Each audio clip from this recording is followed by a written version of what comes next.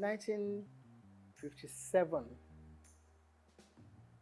just a greenhorn, leaving school and looking for a job, going into broadcasting was something that I dreamt of. But that's only meant going into radio, because my old school, Holy Child College, still on the same site in Obalende, 2 streets away from the old NBC. I still can't forgive whoever changed the name to something else that is being called now FRCN. Because if the BBC remains BBC 100 years after the founding fathers, dreamt of starting television, radio from, all the war years and learning a bit from America. It all started from America. Because we were taught about all this. Every time they took us from school to take part in, school's debates on radio, we just walked across. It's all in Obalende and Ikoyi, Balende/Ikoyi. So I dreamt of doing something along the line. And then one of my teachers left us high and dry. He went to be a newsreader on radio. Marie Tabio, who later became Mrs. Irikefe. Then we had people like Tung Adedoyin and Eno Tuk. We used to listen to them on radio on the old, you wouldn't know anything about that now, the rediffusion. It was just, a little box in your home, and everybody looked forward to either listening to the 7 o'clock news in the morning or 6 o'clock or 7 in the evening. So that was all really all I had to do with broadcasting. And who was going to take me there was another matter altogether.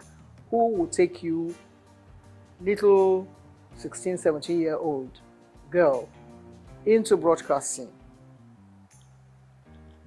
But one had been bitten by the bug then. So, and only God knows where whatever dream you had was going to lead to. We read poetry, we did radio show, stage shows in school. Catholic schools were very good for that.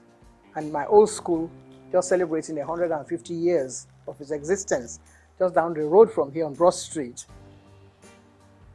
The nuns, they were all white nuns. No Nigerian nuns at the time that we were growing up. So all the dream they had, this kind of dream that we have now, going to England. But they were coming here to teach us. So I had learnt a lot of poetry. I had taken part in Festival of Arts, and I had gone to the biggest hall we had then was at King's College, which was also down the road. Means of transportation was your SS foot. No BRT, no bicycles or whatever. So we did it all just walking around and learning from our teachers. And of course, our mentors were the nuns, like I said. So in my wildest dream, there was no way that I was thinking of going into anything like broadcasting. That is going back to answer your question. But they had a lot of plans for the girl child. And not along the religious lines now.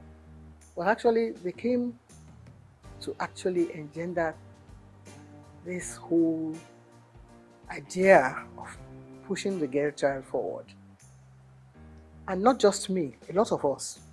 People like Mrs. Francesca Emmanuel, they also went through the whole gamut of all this dream that I'm talking about. Television itself was brand new in the world. I have to talk about radio because that was what I knew as a child.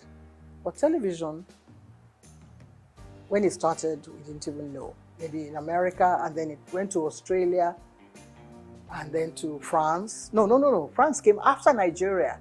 You wouldn't believe that, would you?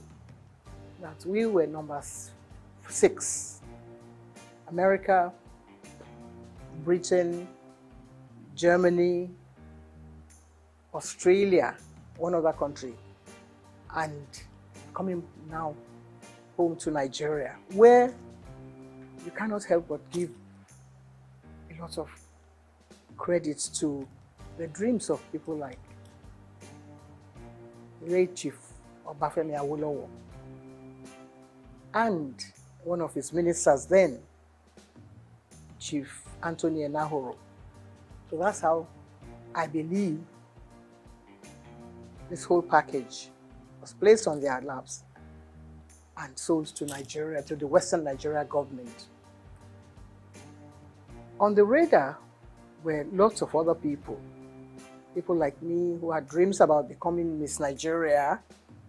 So maybe that will now give you a little background about how I took part in the Miss Nigeria pageant, Western Nigeria, and I became Miss Western Nigeria. Somebody must have fine-tuned some little knots somewhere and said, okay, you probably might be able to deliver, because you are being interviewed when you go before the panel of judges, and somebody must have said, okay, that's a good material, you can come and take part in this. Before then, we had other people, Anike Agbaje Williams, Oliola Sokwe, who were working on radio. My dream was to work in radio, but then I missed that. And I was nursing, that dream of still going to radio. Never knew what television was all about. So maybe that answers your question, I'm not sure. But I took part in the Miss Western Nigeria pageant and I won. Took part in the Miss Nigeria contest and came second. So that meant that I didn't win. And if one of the, maybe the prize was to go on TV, it wasn't even there. It wasn't written into the, program that whoever did this, but the person was going to go to England. And so Helena Yemeluna, who won that contest, went to London and fulfilled her own dream. But I was still biting my nails, waiting for when I'll be able to get a job. There were other things that girls could do. You could be a nurse, you could be a teacher, you could be an assistant, a dental assistant. All those were things that young ladies, can, fulfill their dreams along those lines. They're still there. You still have young ladies. Mrs. Muritala Muhammad, the first time I met her, she was a dental assistant. Little did we know that her husband was going to be the head of state and she would be first. So you see, lots of things were there for the young girl who wanted to learn, who had the talent, and who wanted to perform, and who wanted to work hard. But now I don't know if girls want to work hard. All they want is, the table to be set, and then they come and, partake of whatever is there. It wasn't too difficult at the time that I was picked as one of the people to come and appear on WNTV. The audition was actually carried out before my time. I got involved in so many other things, trying to get a job, something to secure, something, to alleviate poverty. There was not too much poverty in Nigeria at the time because people could still make a living for themselves and, get by in society. But I was lucky that I had an aunt who was a nurse in the hospital in Ibadan, UCH in Ibadan. And she was married to an Englishman, and the man's friend happened to have been the man, Mr. Mathers, who was brought as one of the technical partners to WNTV. So we met at a dinner party, and just as you and I are chatting, I was only 18 plus. I was 17 when I took part in the pageant. So by this time I was growing up, and I thought I was a big girl. So I opened my mouth and I said a few things. And the man looked at me and said, "How come you are not speaking with a Nigerian accent?" And I didn't know what he meant because we were taught at St. Mary's to deliver whatever lines we were given to deliver. The Festival of Arts, I came second after an English boy from Corona School. And I was given a beating for coming second. Not because I didn't perform well, but because I forgot to curtsy. And one of the judges, I think, who was then Mrs. Abayomi, Lady Abayomi, said that I delivered my lines very well. So I was the Lord of Tartary. I would do this and that and the other. So I came second. And when I got back to the school, the nun, Sister Marieta, said, you were not paying attention. So whatever you do in life, you have to be consistent. You have to perform well. The way we're trying to do now, the way we're trying to project your voice and whatever it is you have to offer with a lot of humility, not trying to show off or to project your own image, or whatever message you have to deliver, you have to make sure that it is well delivered. The following year, St. Mary's Convent School, which is my old school, which is 150 years old in existence, went to the same King's College Hall, and we beat a lot of secondary schools. We came first. Pied Piper of Hamelin. Have you ever heard of that poetry? Pied Piper of Hamelin was about someone who wanted to get rid of all the rats in Europe, and all he did was to play the pipe. So that is what we were more or less doing. That's what you and I have felt, being a Pied Piper, trying to get off all the ills in society. That's the main job of a broadcaster. There's so many things happening in the country, and it's only TV and radio that binds the country together. If the country falls apart tomorrow, you will rely on someone from radio or from television to make the announcement, to introduce the head of state who has just won the election, or the one who has just taken over. It's a huge responsibility. At that age, at 19, we had to introduce people like Chief Obafemi Awolowo on TV. We had to introduce people like Akintola, Oladoke Akintola, as the premier. And when everything broke down and it all went into smithereens, they brought in Chief Majekodumi as the administrator of the Western region. All this happening before our eyes. There were no other stations in the country except WNTV.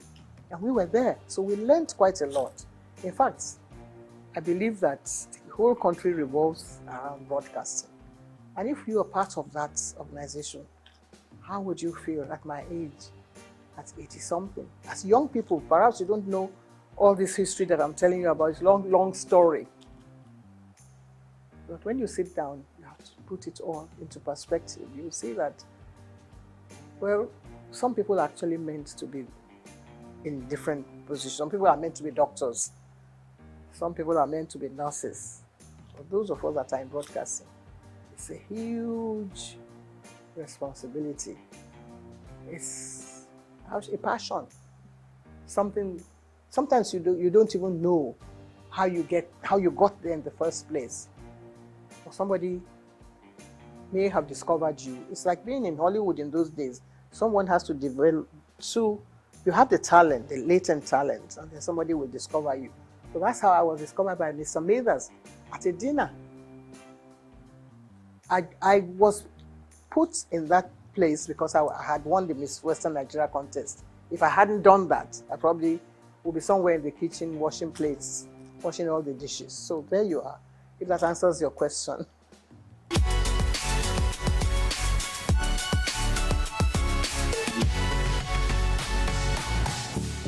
Well, there's no one that actually picks someone and puts you plonk without, I mean, of course, if you don't have any experience on the job, you have no business being there in the first place. But if I had taken part in Pied Piper of Hamelin towns in Brunswick, I was only 13. By famous Hanover City, I was speaking like an English person. When I was only a Nigerian, little girl, being nurtured, by my mother, who was a seamstress, how would you ever get there? But you already have that background. that solid background on the rock, as it were. So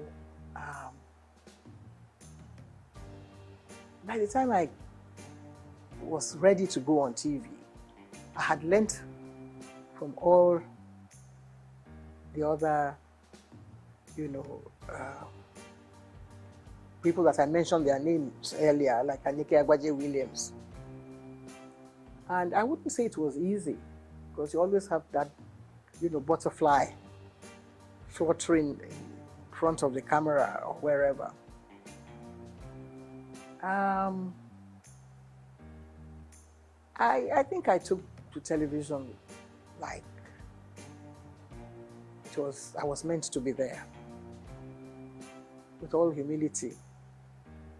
If I had been groomed by all these nuns that I have mentioned their names, they came to Nigeria to serve the people. They were not earning salaries, To become a nun, you have to take the oath of obedience, chastity, poverty, and all that. So you're not earning a salary.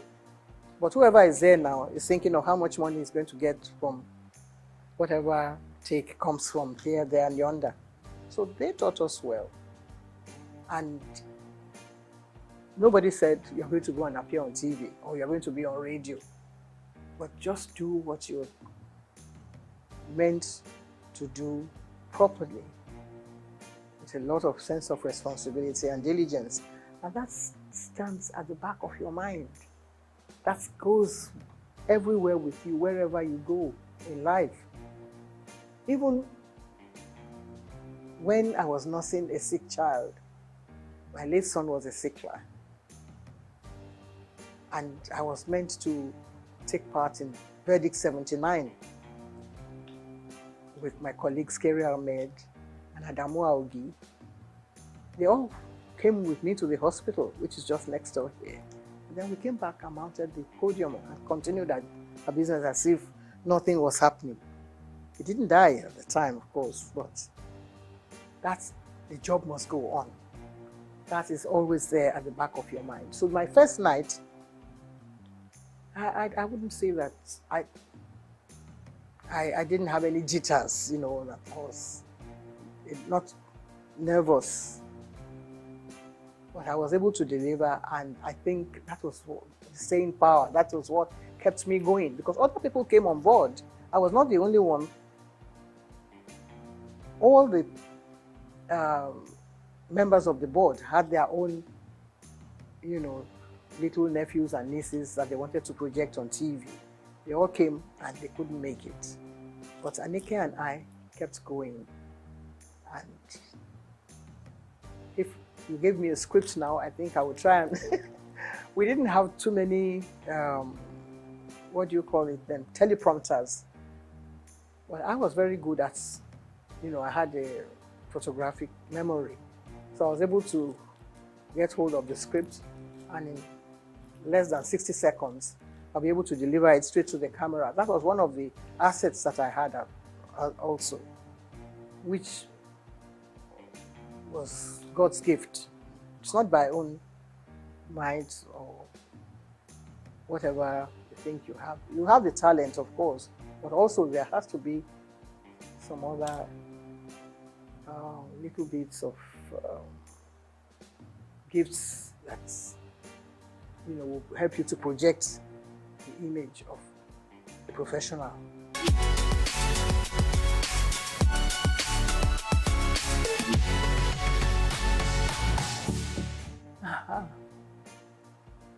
A lot of controversy. There is hardly any TV, radio, movie personality that can scale through that without any, because people are watching, people are trying to find their own little, bits of criticism here, there, and yonder. You can't be a goodie, 2 shoots without, any, how shall I say it, problem here, there, and yonder. So everybody has their own way of looking at people. People say, well, what has she got to do? She went to take part in Miss Western Nigeria the other day. So what's the big deal about her? And then somebody will still add their own salt and pepper here and there. But I was lucky that I was being nurtured by someone like T.O.S. Benson, who was then our Minister for Information. And he felt that, you know, everything should not stop here. There were things happening in America. He made sure that my name was there. I was at the inauguration of President Johnson, Lyndon Johnson. And we commanded a lot of attention there, myself and my colleague who came from Lagos, the station in Lagos. And for the president to notice that there were two black people sitting behind him at his inaugural ball, I think it was very overwhelming for me because not many black people had invitation to that event.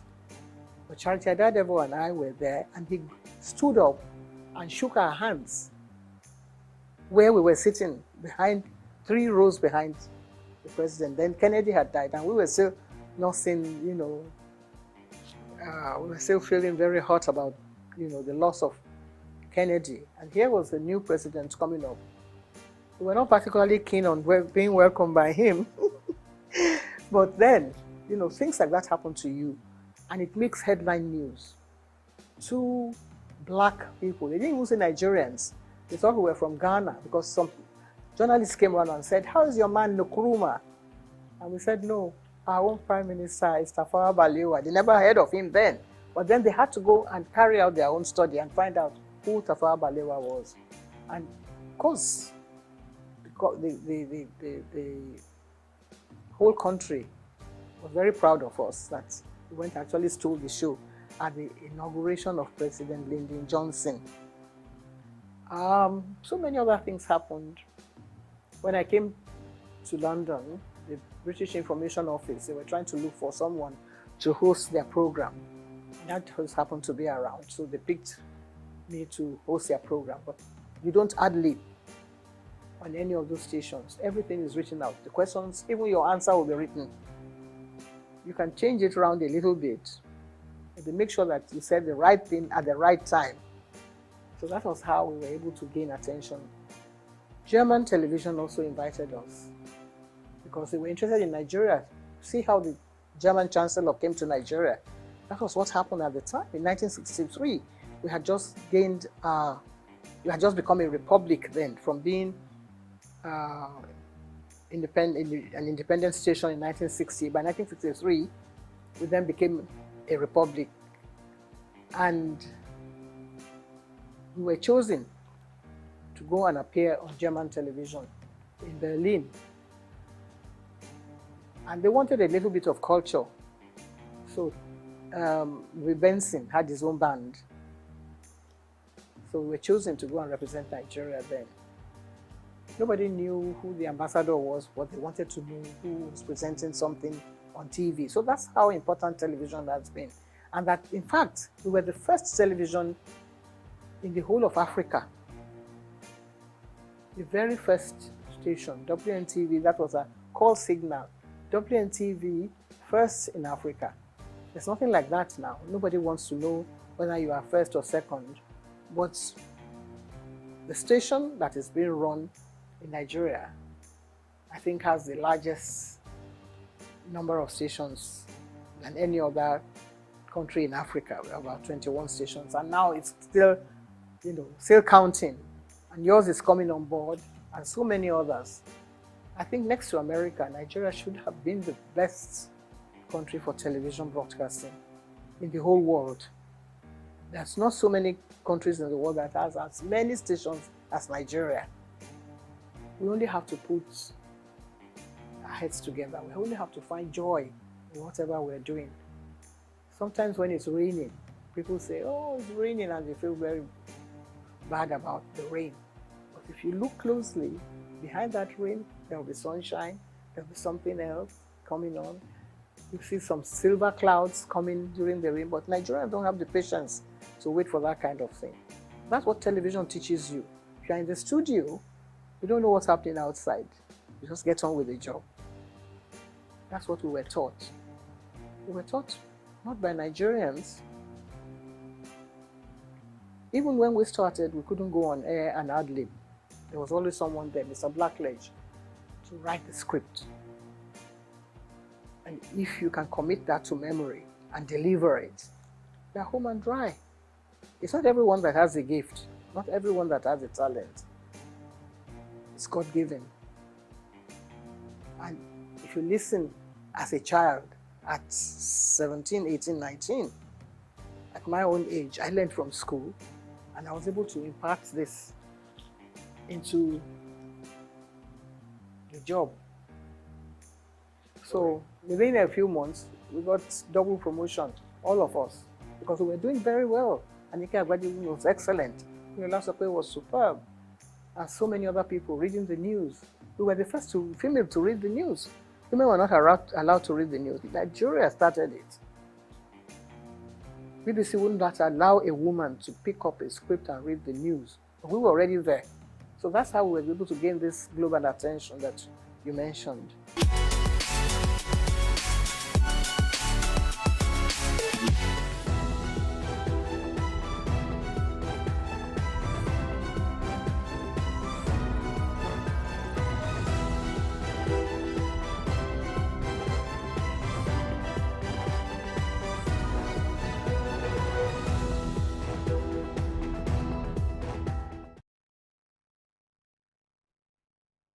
Good morning and welcome to Early Exchange with Blessing Ache, Femi Ayodele, Sam Oruwoje, and Idahosa Osamanze. Is a critical element of managing the employee-employer relationship, particularly from... The problem in Nigeria is not corruption, and everybody seems to be very surprised. That corruption is not a problem. How can indigenous languages be promoted in a country like this? Statistics show that less than 10% of Nigeria, the population of Nigeria, has have access to health insurance. You imagine if our population is about 200 million. And this is Early Exchange, shaping policy, advancing development. Good morning, welcome to Early Exchange, where we'll bring you insights and interviews and talk about business, economy and development. I am Blessing A.G. Now, this is Friday, is the last edition for the week, and so we're going to be looking at fashion and style. You do know, if you are a Nigerian, that when you talk about Fridays, is a time people unwind and you get to see a lot of fashion and style being displayed. So what are those in this type of business? How is the business going? What are the prospects and even challenges of the business? These are going to be the focus of the show today. You know, as it is the culture of the show, we'll bring you up to speed with current happenings around the globe. And Afreta Amibasa is waiting to do just that. Good morning, Afreta. Over to you. Good morning, Blessing. Welcome to the Friday edition of the Morning News Update and Souk News, where we shape policies and advance development. Let's take a short break. We'll be right back.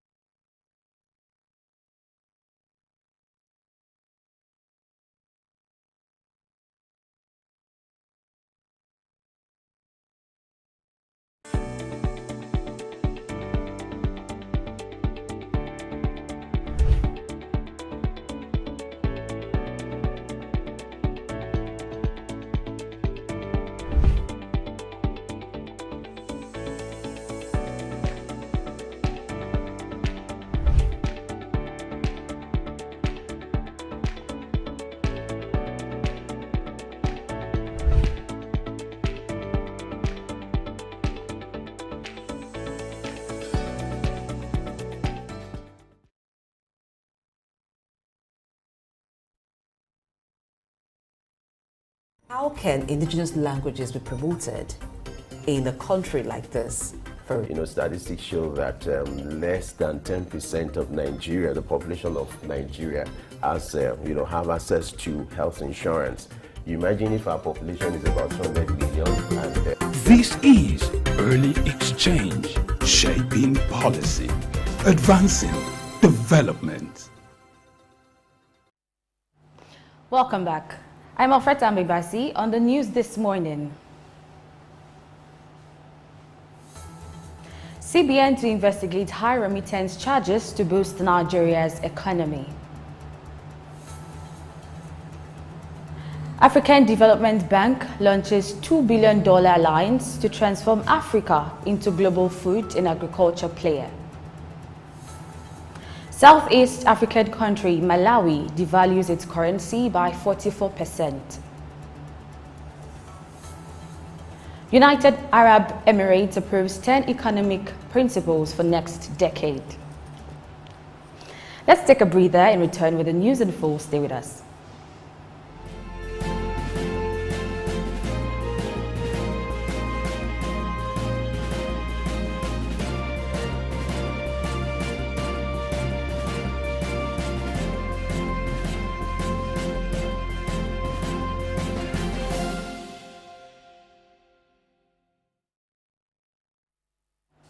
Glad you're still with us. Governor of the Central Bank of Nigeria, Olayemi Cardoso, has pledged to look into the high charges on remittances inflow to Nigeria for a robust economy. He gave this assurance during a strategic meeting led by Honorable Abike Dabiri-Erewa, the chairman, CEO, and management of Nigerians in Diaspora Commission, NIDCOM, to the CBN headquarters in Abuja. Cardoso expressed concerns over the status of remittances and assured that investigation would be carried out and all necessary actions taken to ensure Nigeria remains the highest receiver of remittances in sub-Saharan Africa after Egypt.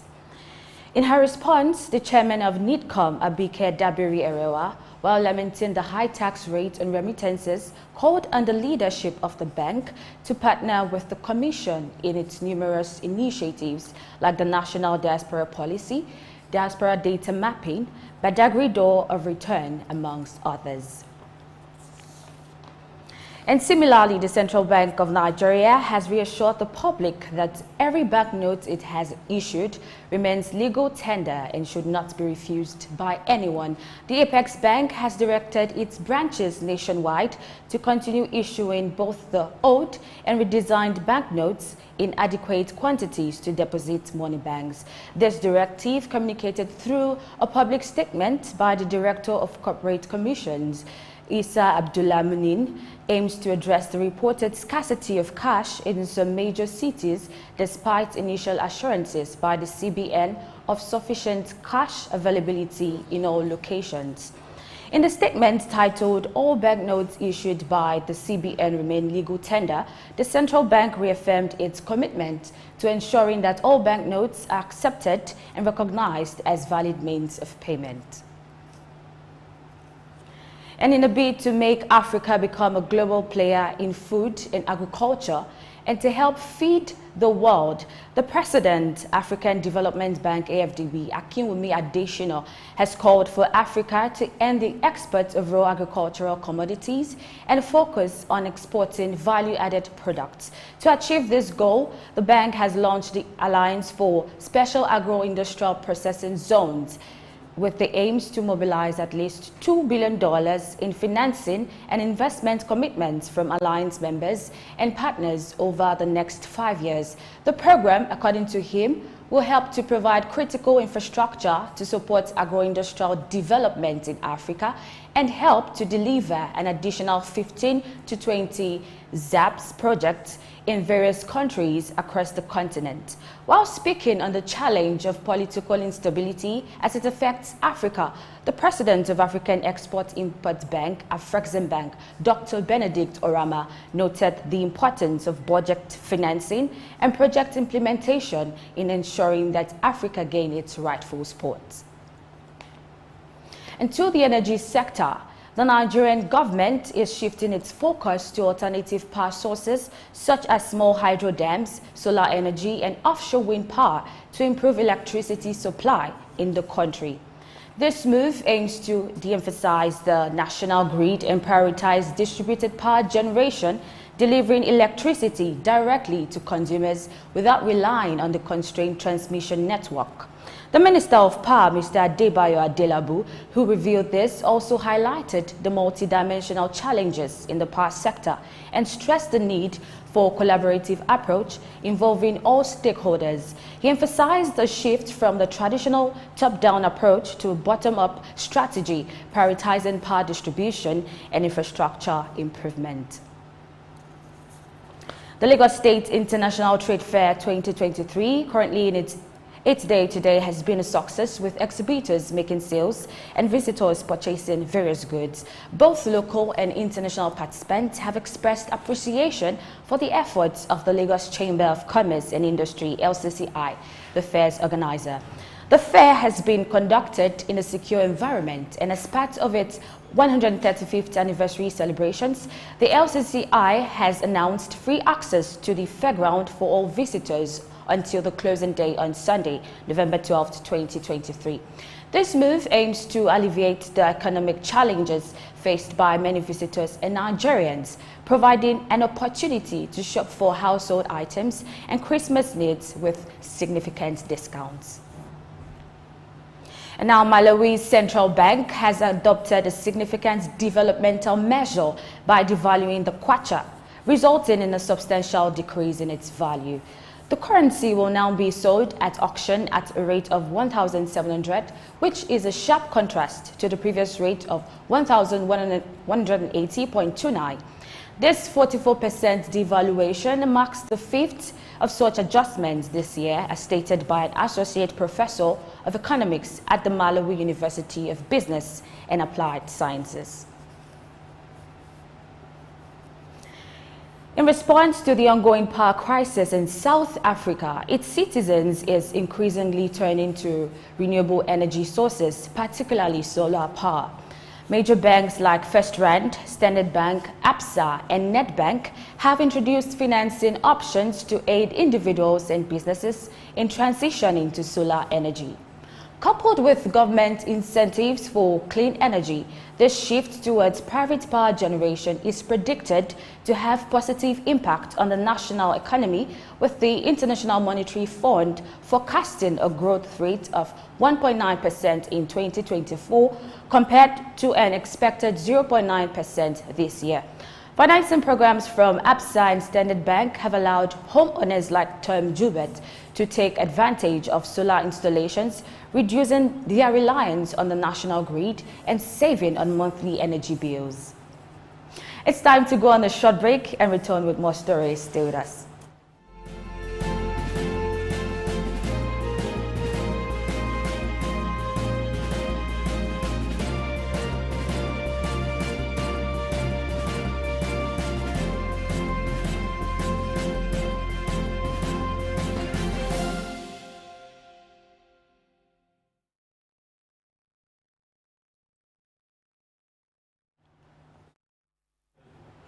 Welcome back, and you're still on the morning news update on Souk News. Remember to follow and engage on all our various social media platforms.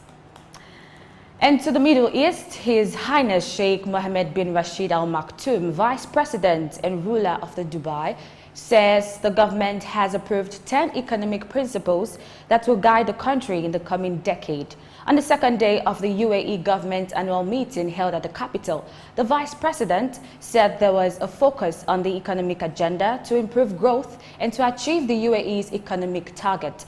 The principles include having an open economy without boundaries, attracting the best talent, investing in digital economy, providing diverse opportunities for young people, building a sustainable and balanced economy, protecting the stability of state financial systems, and having the world's best logistics system. One of the top 3 world's biggest oil producers, Saudi Arabia, is also aiming to become a key hub for making batteries for electric vehicles in its bid to diversify the country's economy and develop a domestic auto industry. According to the Minister of Investment of the country, Khalid Al-Falih, Saudi Arabia is looking at investing in the production of EV batteries and manufacturing hydrogen-powered vehicles as the next step in its plans to build a nexus for car making in the Middle East. Saudi is also zeroing in on renewable energy and mining minerals needed to develop battery chemicals with a set target to produce 500,000 electric vehicles by 2030. And in another development, Microsoft Incorporated has been performing well and it has been a major driving source behind the resurgence of technology and internet stocks. On a specific trading day, it closed at a record high, which is a positive indicator of its success. This rally in technology and internet stocks led by Microsoft has had a notable effect on the overall market. In particular, the Nasdaq 100 index has seen a significant increase in its market value, amounting to approximately $1.5 trillion in recent days. This suggests that the market may be becoming more confident in these high-valued companies, leading to a potential decrease in skepticism or doubt surrounding their performance. This shift in sentiment may be indicative of a changing perception among investors regarding the value and potential of these prominent market leaders. And according to reports in China media outlets, NVIDIA has completed designs of 3 new high-end AI chips for China, the Star Market Daily. The company's customers in China may start to receive those products within the next few days. All 3 chips, reportedly called GX-H20, L20PCL, and L2PCL, are based on the design of AI chip H100. This new development comes after the US government blocked NVIDIA from selling its high-end chips A800 and H800 to China. And Sweden's real estate companies have to continue reducing their debt loads to avoid defaults and spillover effects to the wider markets. The warning from the central bank comes as the Swedish commercial real estate market has become a flashpoint for widespread concern about the industry's ability to cope with increasing borrowing costs after some highly leveraged companies have seen their credit ratings deteriorate and business models fall apart. And with that, we call it a wrap on the morning news update for today. Stay tuned for more analysis on Early Exchange. I am Alfreda Ambebasi. Many thanks for watching.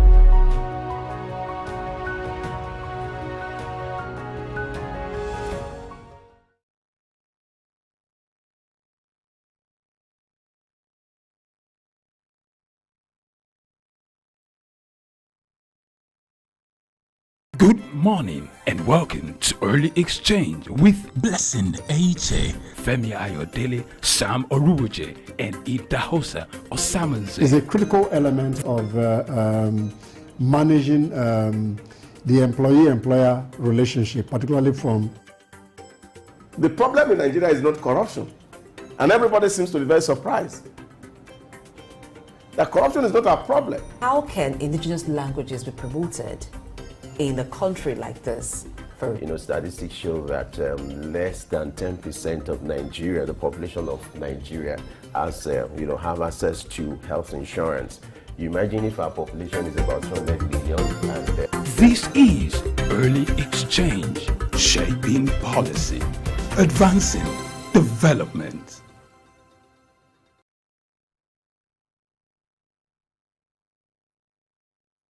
Thank you, Efreta Almibasi, for bringing us up to speed on current happenings around the globe.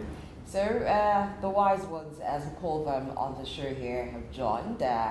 Femi is here. Good morning, Femi. Good morning, Blessing. Glad to be here. Glad to be part of the, the table. The wise man is also here as well. Yes, and I like to call him the chief wise man.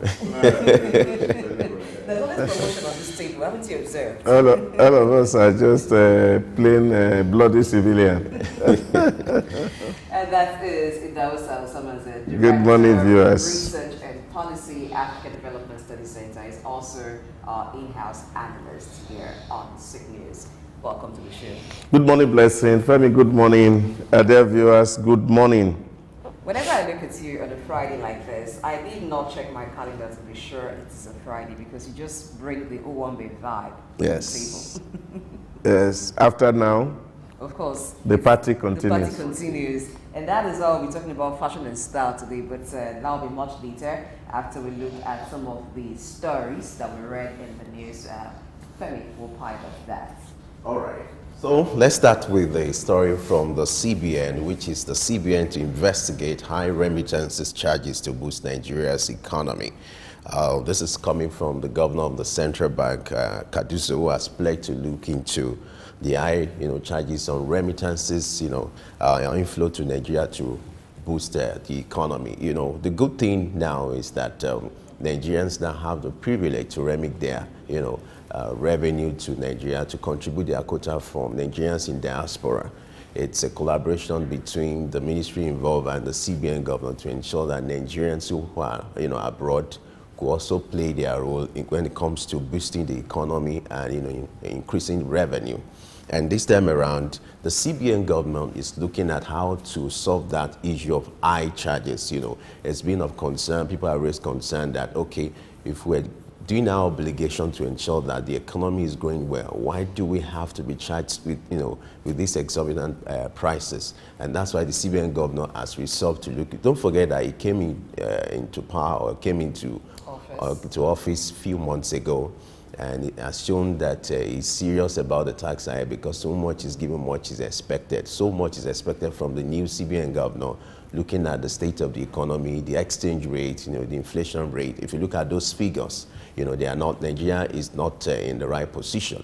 And so he's looking at what he can do to ensure that he puts things in place. And one of the things he needs to tackle this time around is the issue of high remittances that has to do with diaspora, remittances from Nigerians in diaspora. Yeah, I think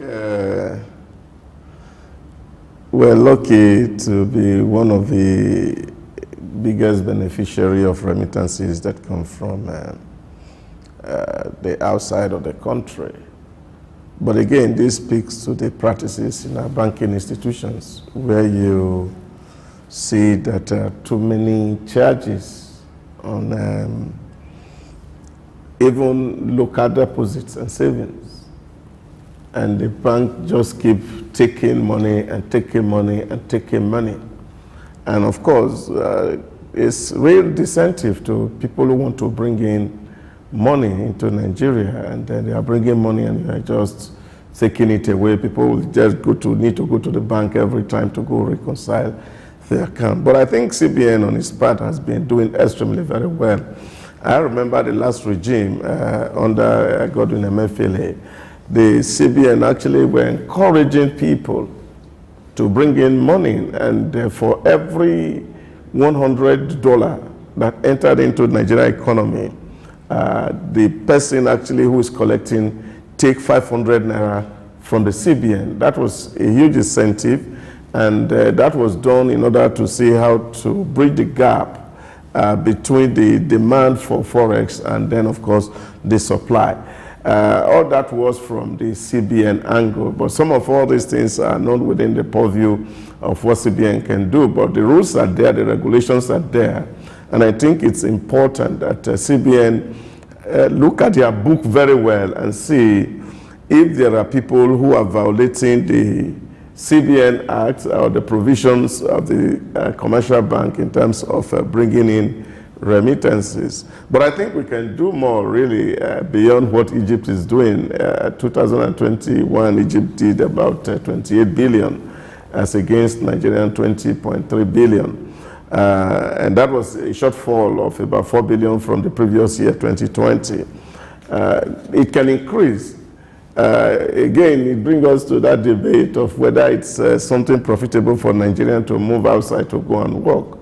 And I think what our economists should actually be also looking at is how do we prepare people for global work so that we can have more remittances, and then, of course, our economy can become more robust, as it were.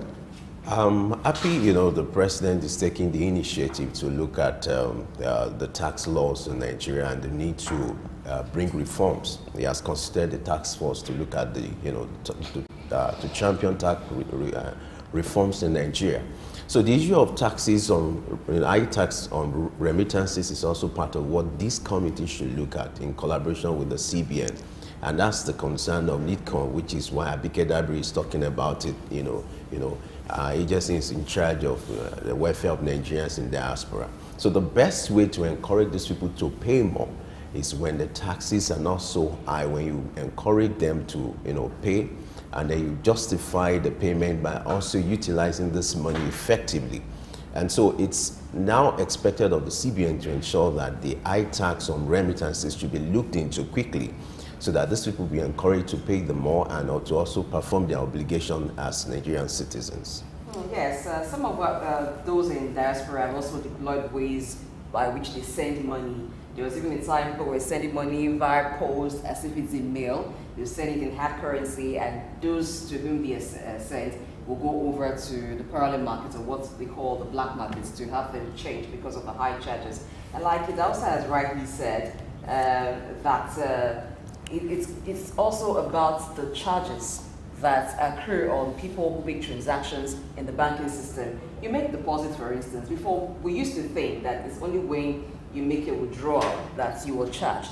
But this time around, even when money is deposited into your account, you are charged for it. So the high cost of transactions in the banking system is really something that should be looked at holistically, and not just about encouraging diaspora remittance. It is very good that they want to encourage that, but I think the CBN governor should look deeper into that, because really it's a disincentive. Sometimes it's just because you have no option, but because you need to keep money in the bank and you need to transact within the bank. Because when you look at the charges, so many charges, it's just really a disincentive. When you operate a savings account before, there are certain interests that accrue to it, but this time around you operate a savings account, and it's even more expensive than running a current account.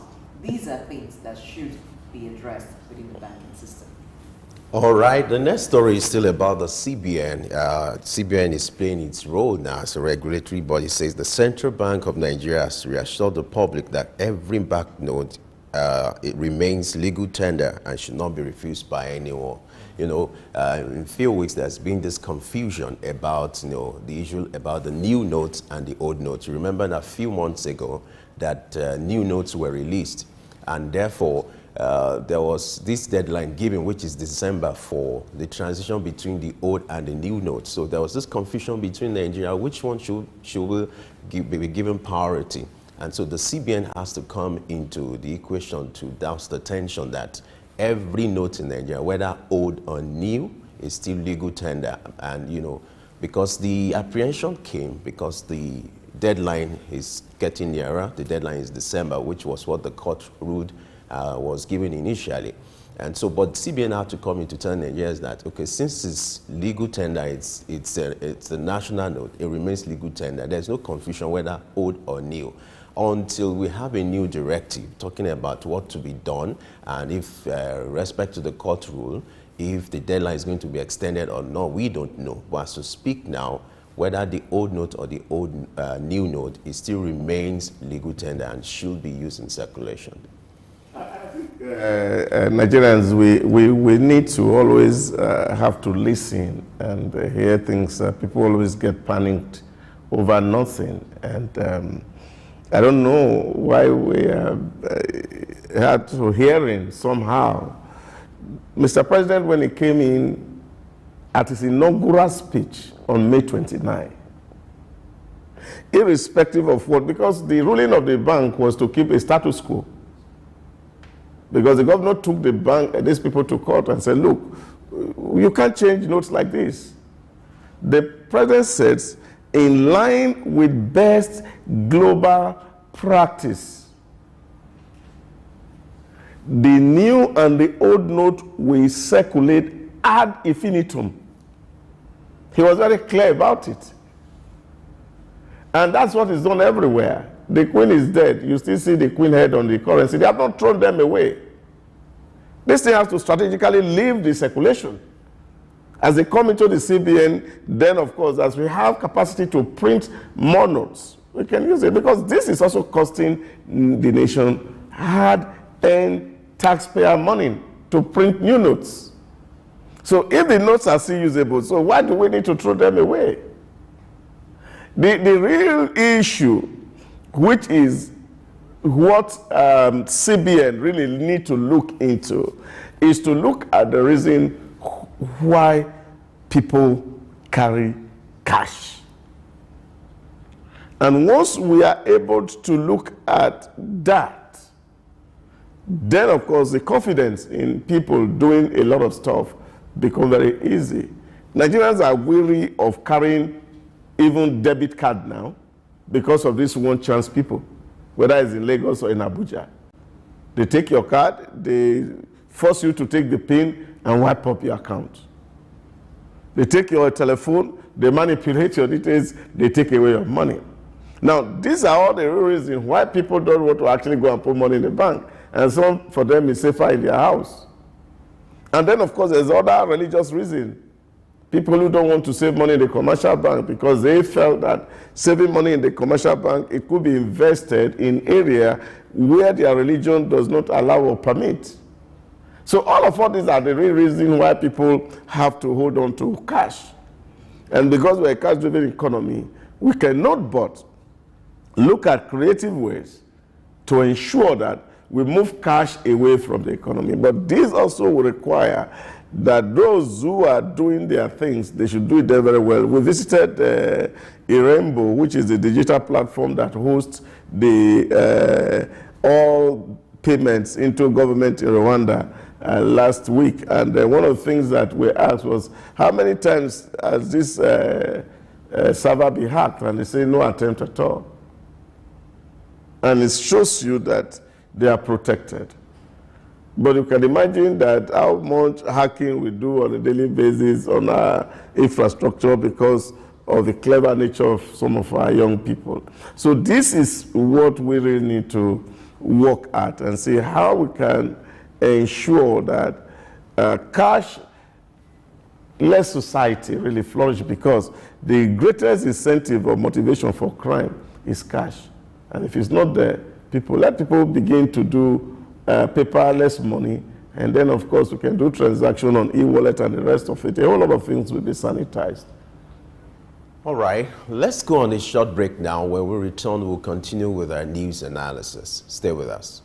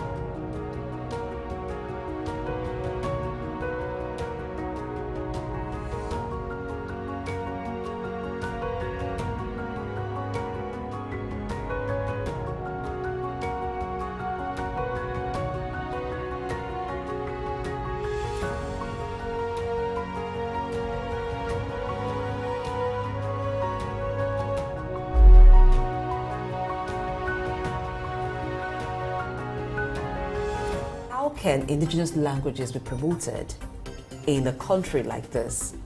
Statistics show that less than 10% of Nigeria, the population of Nigeria, has, have access to health insurance. You imagine if our population is about 200 million and... This is Early Exchange, shaping policy, advancing development.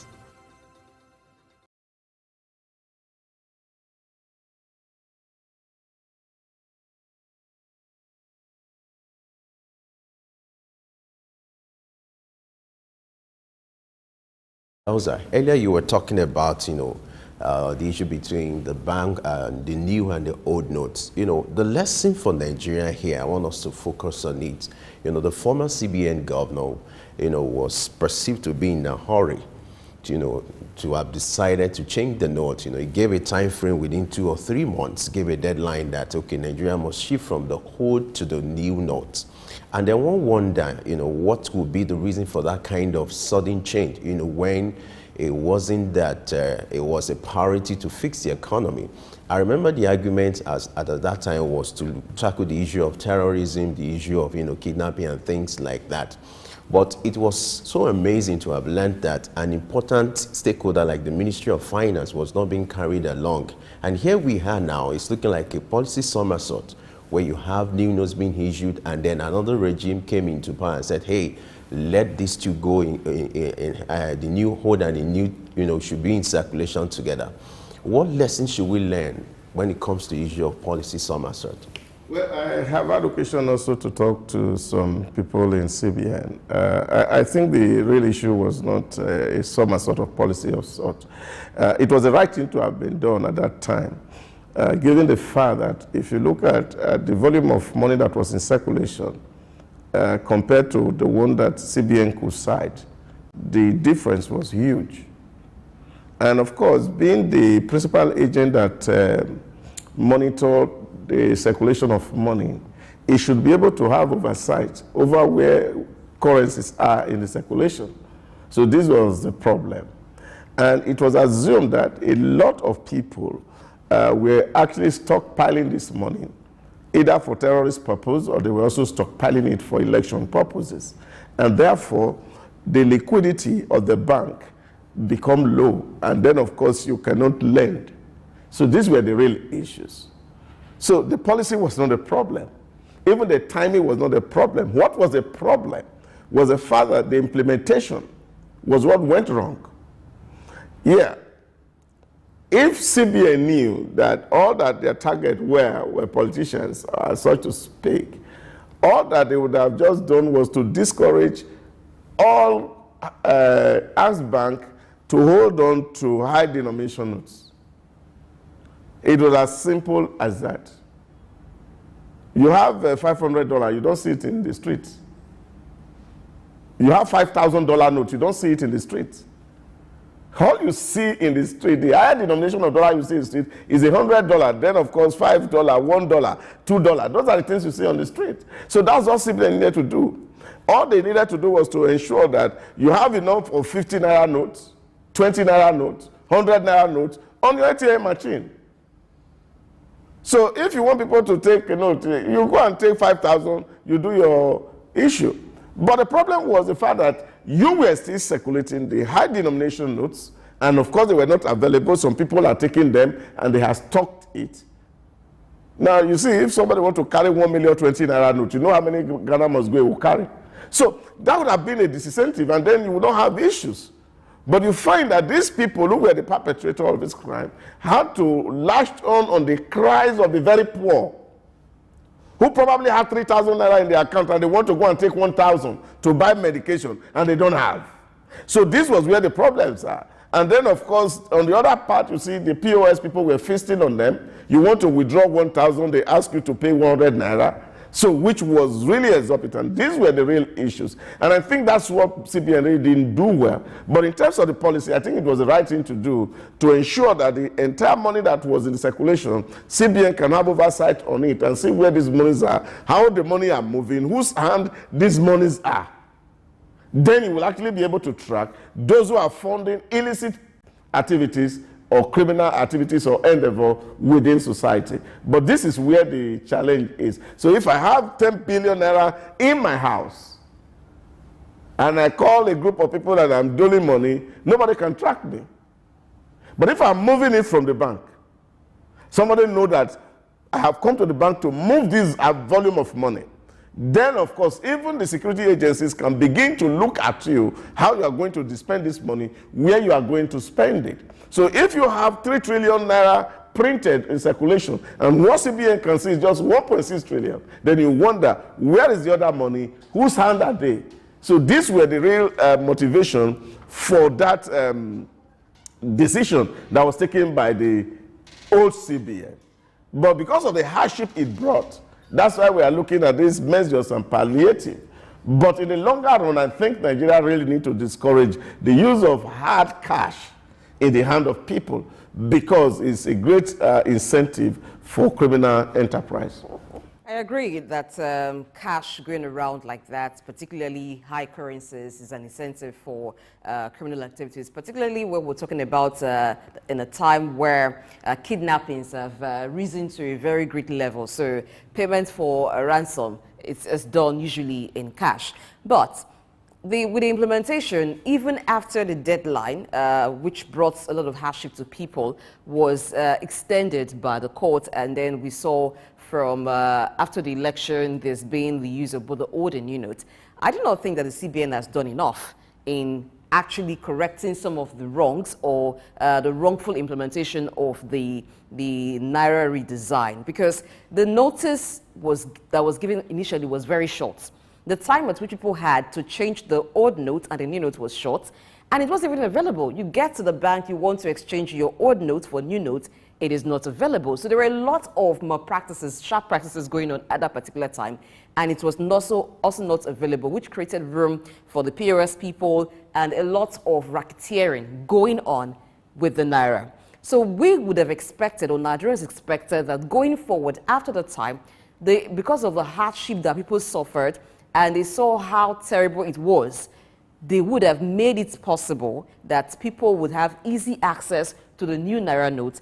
I, for one, expected that by now, the new Naira note would have gone round, naturally circulating, and you have less of the old Naira note than the new Naira note. But we still don't have that situation, and we're approaching December. Now, the issue of whether or not the deadline will be exchanged is what makes people apprehensive and make them scared, because it is still fresh in the minds of a lot of Nigerians, the pains that they went through during that period. So I do not actually blame Nigerians for being apprehensive and trying to ensure that for some of them now, they may even be doing a lot of stockpiling. If they have new Naira notes, they'll be keeping them ahead of that time. So the CBN needs to do a lot more besides reassuring people verbally by coming out to say, oh, don't worry. We should see more of the new Naira note in circulation. We do not want to get to December and we're told a different story. People begin to go through that harrowing experience again. So more, I think that the lessons that we should have learned is how best to do things in line with global best practices all around the world. It is not already done for the new notes to come into circulation and the phasing of the old notes. So we should copy that when we copy things. The issue with global best practices, we are very peculiar and unique people. And I think Nigerians must understand that we are very active, we are very enterprising, and whether positive or negative. And you hardly see some of all these things happen elsewhere, because where people make laws and you have a culture where people are trained, properly trained to play by the rule, you don't have some of all these things happen. And that's why those people can make a law, and they know that once the law is written and everybody reads it, and they know that it's not good to break a law. But for us as a people, the level of lawlessness in our environment is what we should actually be worried about. That some of the things that we see here is not about CBN really making the whole blunder. Don't forget that during the raid, EFCC had to raid some bank, DSS went to some bank, and you see some bank managers who were actually doing this stripping, not CBN.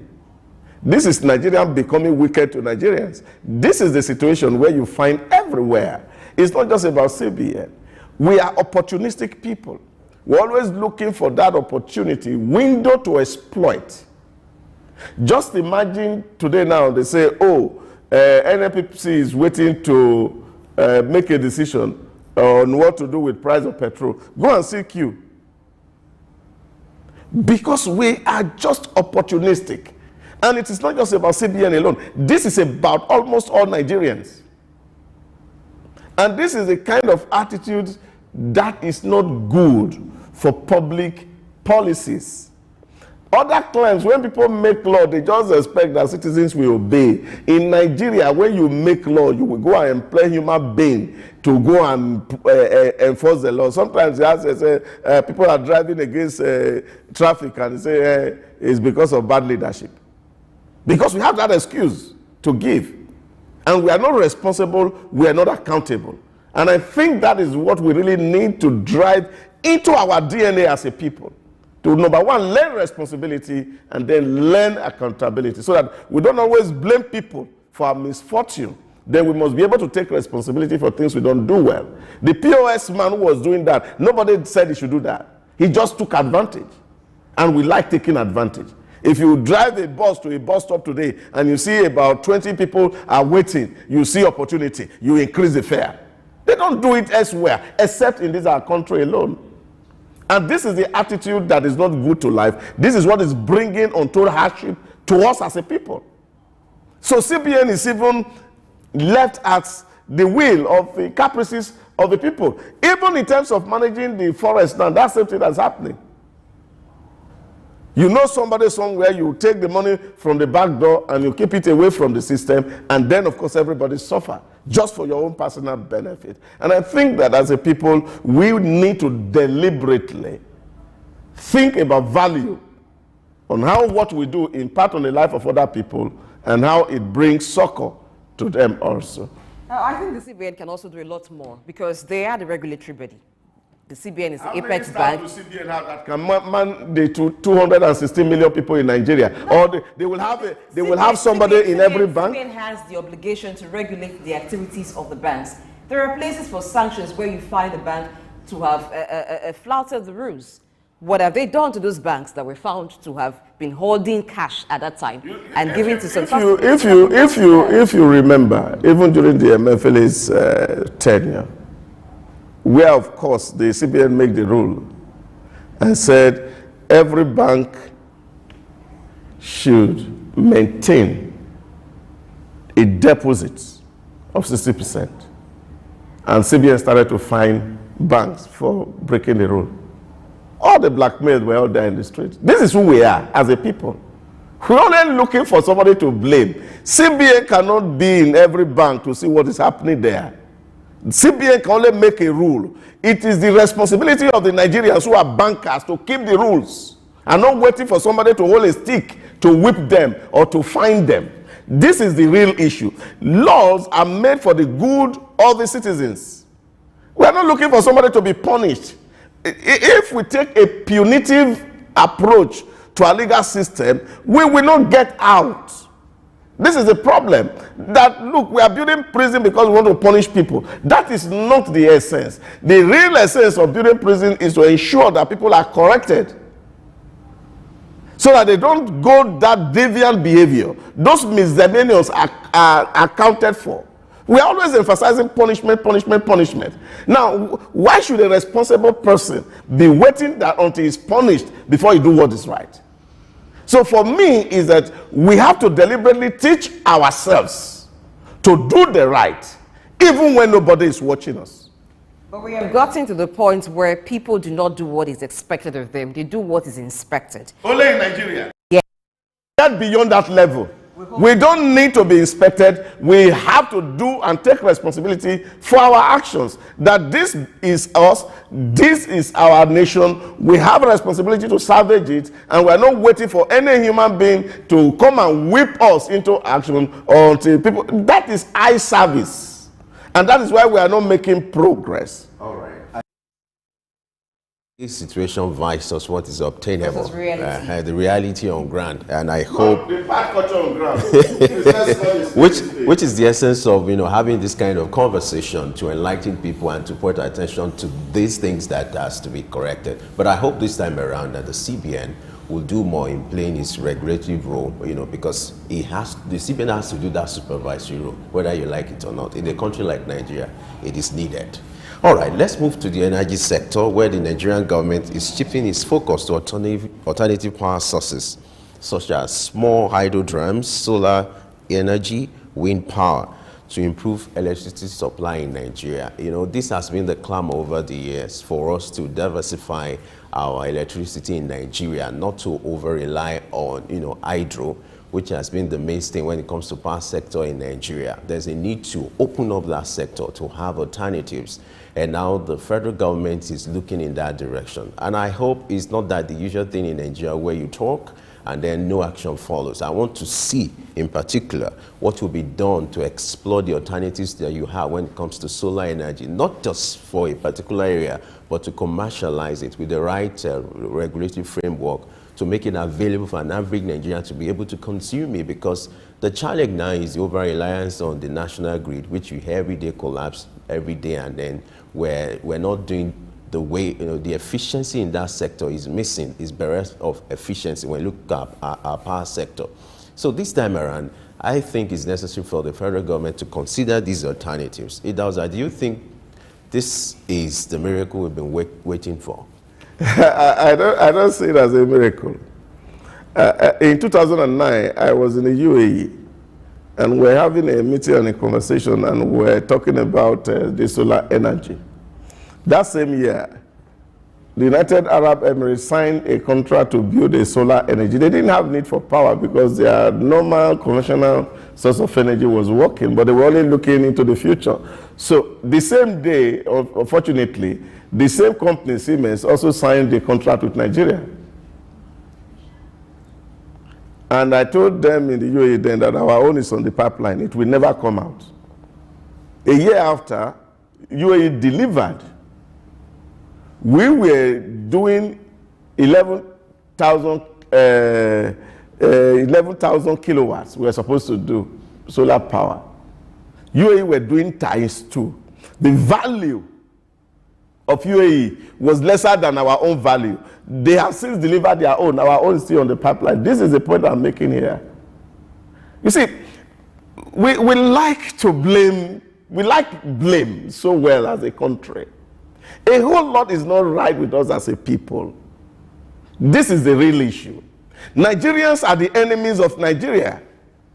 Some people profit from these lacunas. And because it paid them so that we can continue to repair and maintain the things that they know that will not work, as long as they continue to put money in their pocket, that's the best policy. This is where we have found ourselves. Where people like to cut corner. You've been reading in the news that some people have been making call and contact to reach the president because there are some certain section of actions that government needs to take, and somebody is making call every day. This is our problem. This is our nightmare. Solar is not anything big to do.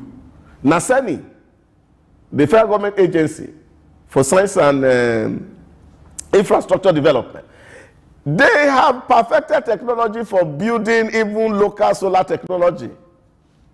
All we need is to deploy. If you go through the city of Morocco, Casablanca, you see all the roads, they are powered by solar. Houses are powered by solar.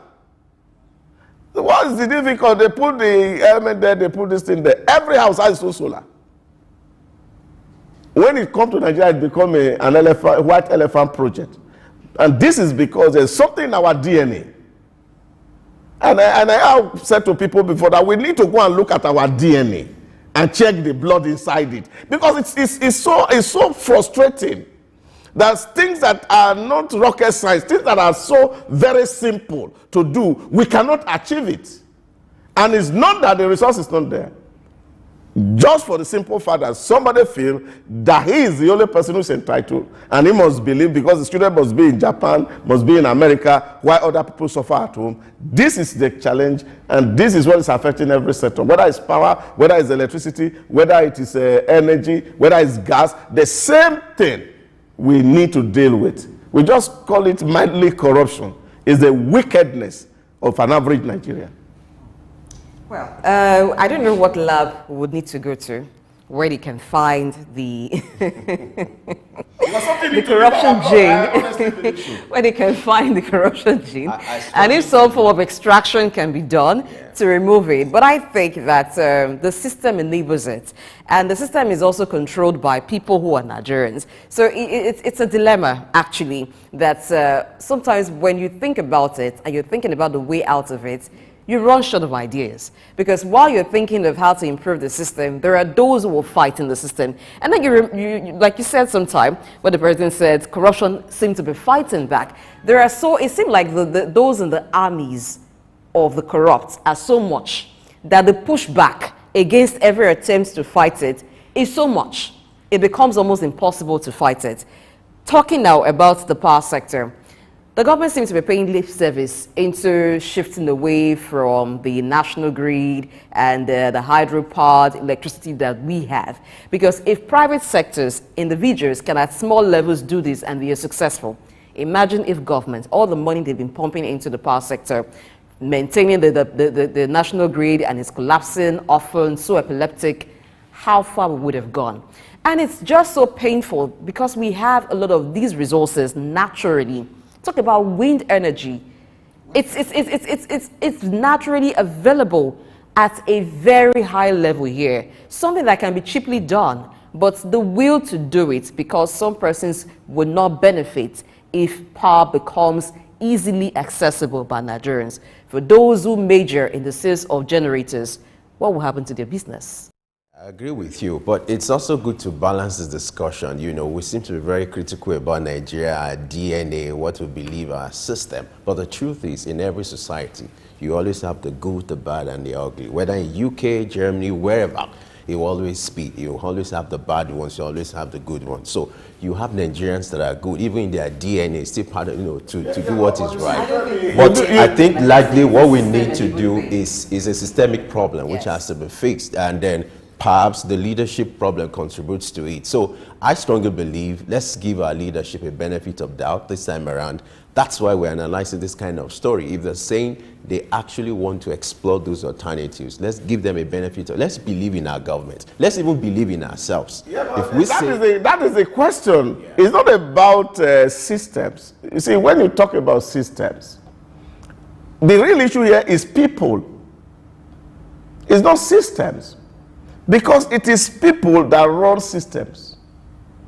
When Nelson Mandela came out of prison in 1994, came to Nigeria to take our constitution, the one we say is not good, took it wholesale, put it in South Africa, and it was working magic.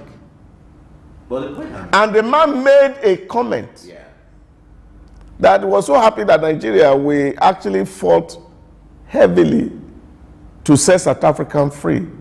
But unfortunately, we have disappointed Africa and the rest of the black men in the whole world by the way we live. Now, the issue here is not just about leadership. It's not about leadership. Because as long as we are blaming issues on leadership, we fail to realize that leaders are taken from the midst of their people. How come 774 local government chairmen behaving the same way? All the members of National Assembly behaving the same way, irrespective of parties? It doesn't matter who comes to power. Every president we have had, every governor that we have had, everybody is behaving the same way, and you are talking about leadership? All right. This is people, and that our DNA needs purging if we must get it right someday. But the same people, all right, we need to go now. They do excellent. Because they are in the minority outside. The point is, it takes Nigerians, to fix Nigeria. That's the point I'm making.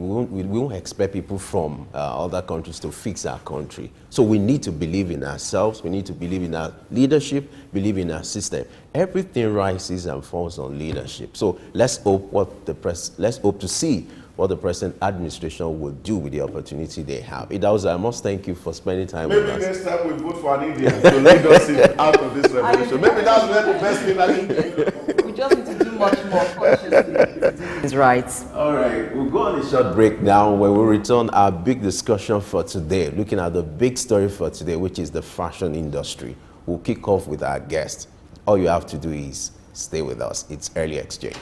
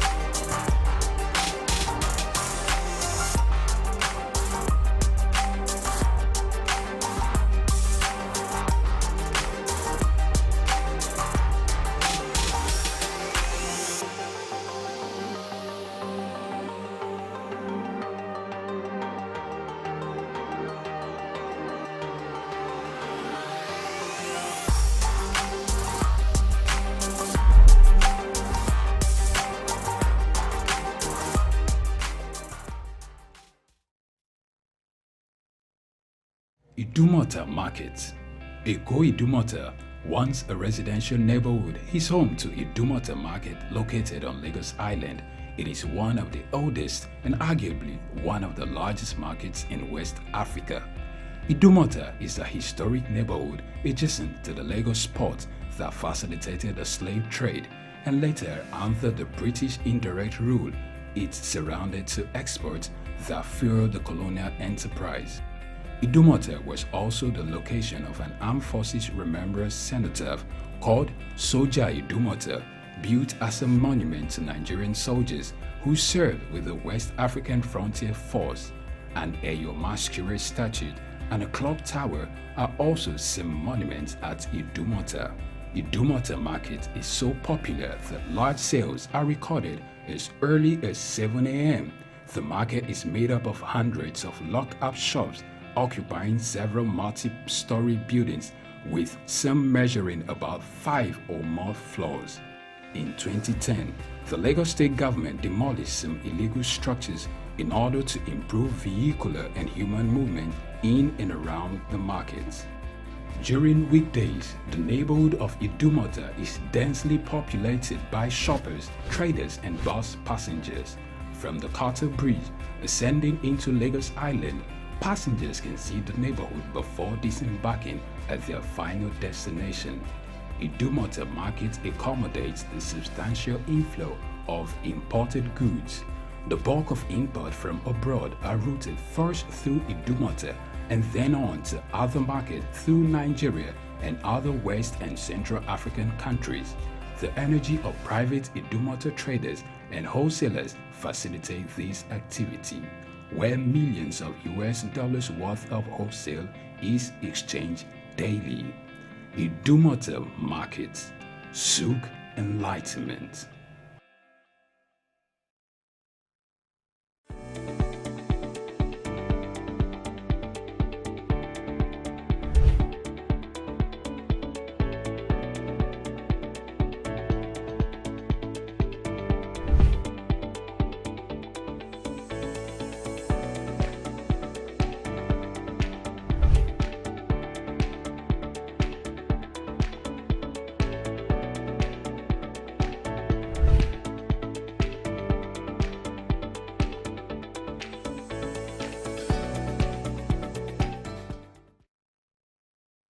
Good morning and welcome to Early Exchange with Blessing Aiche, Femi Ayodele, Sam Oruwoje, and Idahosa Osamanze. Is a critical element of managing the employee-employer relationship, particularly from... The problem in Nigeria is not corruption. And everybody seems to be very surprised. That corruption is not a problem. How can indigenous languages be promoted in a country like this? Statistics show that less than 10% of Nigeria, the population of Nigeria, has, have access to health insurance. You imagine if our population is about 200 million and... This is Early Exchange, shaping policy, advancing development. Thanks for being with us. All right, let's begin to look at the fashion industry in Nigeria as we look at the key sectors in that industry. First, let's talk about expertise and patronage of the Nigerian fashion industry. Of course, we do know that Nigerians love colors, and so in every fashion outfit that someone wears, you're seeing a display of different colors. But to tell us more about that and how skilled the fashion designers in Nigeria are they enjoying enough local and even foreign patronage from it, we have a fashion entrepreneur and designer, is also a leather craftsman, Israel George. Good morning, welcome to the studio. Good morning, madam. All right, so I don't even need to think too much when I look at you. It's all over you that you are a fashion designer. Thank you. Now, apart from cultural wares that we get to see a lot of craftsmanship, a lot of design, a lot of art, what are the other areas that Nigerian designers have shown great expertise? When you talk in terms of expertise, then you talk in terms of the end product of most of our fashion designers, the finishing touches of our designers. You see, right now it's measuring up to the international standard, and as it stands right now, Nigeria is one of the leading brand in the fashion industry, as most of our fashions outfits have been taken out of Nigeria, not strictly for Nigerians. And if you notice, most times now, when you see even in TV shows, programs, a lot of foreign artists, a lot of other counterparts of the world are actually diving into Nigeria fashion wares and clothing. Okay, but even at that, when we see some of these things, it's in the cultural where maybe they want to identify with Nigeria, some African Americans wanting to also identify with being Africans. But apart from the kind of fabric that we're known for in the design, in other kinds of wares, maybe corporate wares, do we have Nigerians excelling greatly in that aspect, and the demand for such of their products, is it high? Both outside the shores of Nigeria and in Nigeria? Yes, I would say extremely high. Then if you, in that direction, then you talk about Maya Tafo, he's doing well for himself. Wedge is doing well for himself. And most of them are actually based outside Nigeria, and they have their own outline, their own clothing line in Nigeria also too, and they're doing well for themselves. So it goes a long way. And if you even check the industry properly right now, basically, Nigeria is telling a lot of celebrities in and outside Nigeria, so I would say we are doing well presently. Okay, let's look at the issue of expertise. I would like you to do a proper assessment of, the level of the skills level when it comes to fashion industry. You have fashion designers in Nigeria. Do you think they can compete favorably with their counterparts abroad? Yes, they will. What gives you that confidence? We're doing well. It's obvious in our works. It's obvious. It's out there, and we're telling the stories, and we're doing well for ourselves right now. Okay, let's look at the level of patronage now. We're talking about local fabrics now. You've seen, foreigners putting on Ankara and some of our local fabrics. What has been the level of patronage in recent times? It seems, if you will agree that the local fabrics are, putting Nigeria in the global map, what do you think?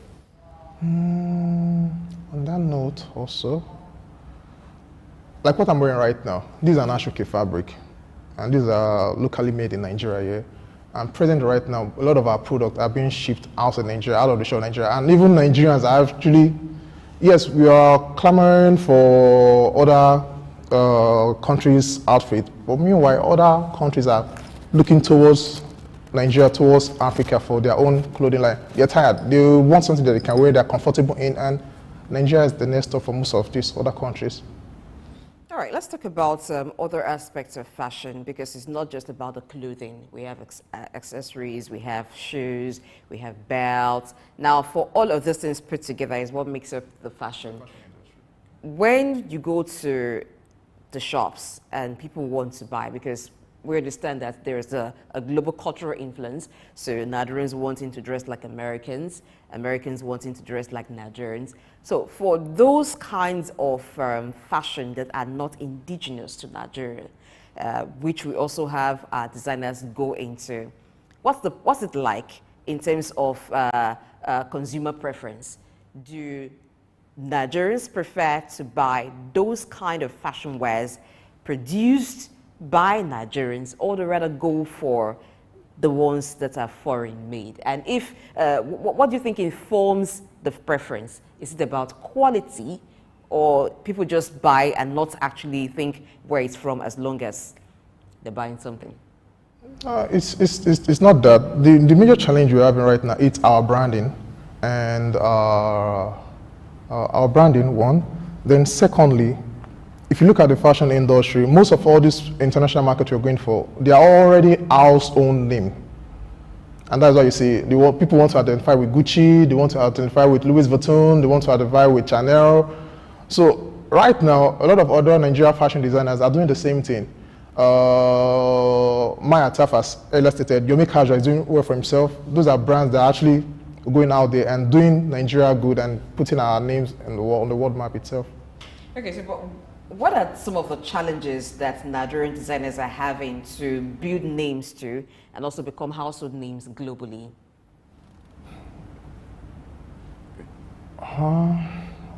Let me answer the question. The problem is this. We have a lot of people out there, all fashion designers, but the truth be told, are they actually fashion designers? And all that thing again, if you're saying you're a fashion designer, and you're not able to deliver on your deliverables, then what's the point? But I'm missing the question right now. Okay, what I'm asking, because you talked about some of the foreign designers being household names already. People want to identify with them, the likes of Gucci and maybe Givenchy and others. So we also have Nigerian designers who are on their own doing good and also getting some recognition, but we don't have much of them. And the strength that they have is not yet as strong as what the other foreign names have. So I'm asking, what is the challenge in building a brand name that becomes sought after globally, that becomes even sought after locally, that they are now able to stand side by side the already established fashion brands that we know? What are the challenges? I won't say there's much of a challenge, in the sense that most of this Nigerian fashion, they're doing well. Then secondly, I believe it's the gap between the international world, and we're bridging those gaps, honestly, in all honesty. If you check a BB Nigeria that finished recently, most of the outfit are styled, they are all styled by Nigerians, no foreign outfits. Then if you check 6 Foot, they are all Nigeria own this thing, brands. Adidas are employing a lot of Nigerians working with them. That's why you see a lot of color infusion is going into most of their footwear being produced right now, with a little bit of batik print on most of their footwear, and all African inspired, Nigerian inspired outfit. And in a lot of movies, you see a lot of people trying to wear Nigeria, look Nigeria, and speak Nigeria. So we're doing well. Okay, but there's something you talked about. You said some persons claim to be designers, but are they really designers? Can they deliver when they can't even deliver on the deliverables? So that talks about skill. Yes. And one thing that has often been questioned about some local product, it may look fine, but the finish, it may have a low quality finish. Why do we keep having that happen in our fashion industry?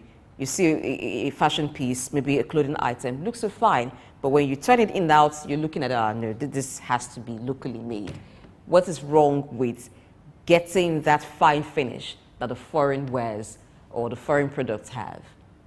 It's not a question of, okay, if you're a fashion designer, which means you're handling most of the production of your outfit, but if you say you're a fashion designer, and at the end of the day, you're outsourcing most of your jobs out, the person you're outsourcing those jobs out, do they have the same interest, do they have the same drive you're having towards your own particular product? Because it's not their product, it's your product. And if you're paying little or nothing for them to get those jobs done, then they will give you the worth of what you're paying them for. All right. Let's look at the business side of the venture now. You're a fashion designer. I would like you, from your own example, your journey into fashion business or fashion designing business. Now, for someone who wants to take that as a business, I would like you to enlighten the person on what to do, the necessary skills, things to put in place to approach it as a business. Taking reference to your own example or how you started. For me, it's also as a side also, but right now it's paying the bills. It's paying the bills, and for anybody that is trying to venture into fashion, it's a very industrious business. It's a very very broad and wide business. A lot of other angles to it, but yes, it's one thing for you to like doing something, you trying to generate money from what you're doing, but most of the time, there are a lot of artisans there. They are very good, extremely good, even way more better than the fashion designers, but they are not known, they're just there. But the problem is that the level of exposure, the level of skills is just, and you realize most of these people most of them are school starts or dropouts. So when you're talking about the business side of it, it's none of their concern. So they are doing it for survivorship, not for the business part of it. So it means the government come in, or individuals, okay, you're a made fashion designer, you're a made a known name. So one way of you giving back to the society, take these individuals, brush them up, and let them see the business side of this, the fashion industry. And in so doing, you're growing, they are growing, everybody's growing, and the country is doing well itself too.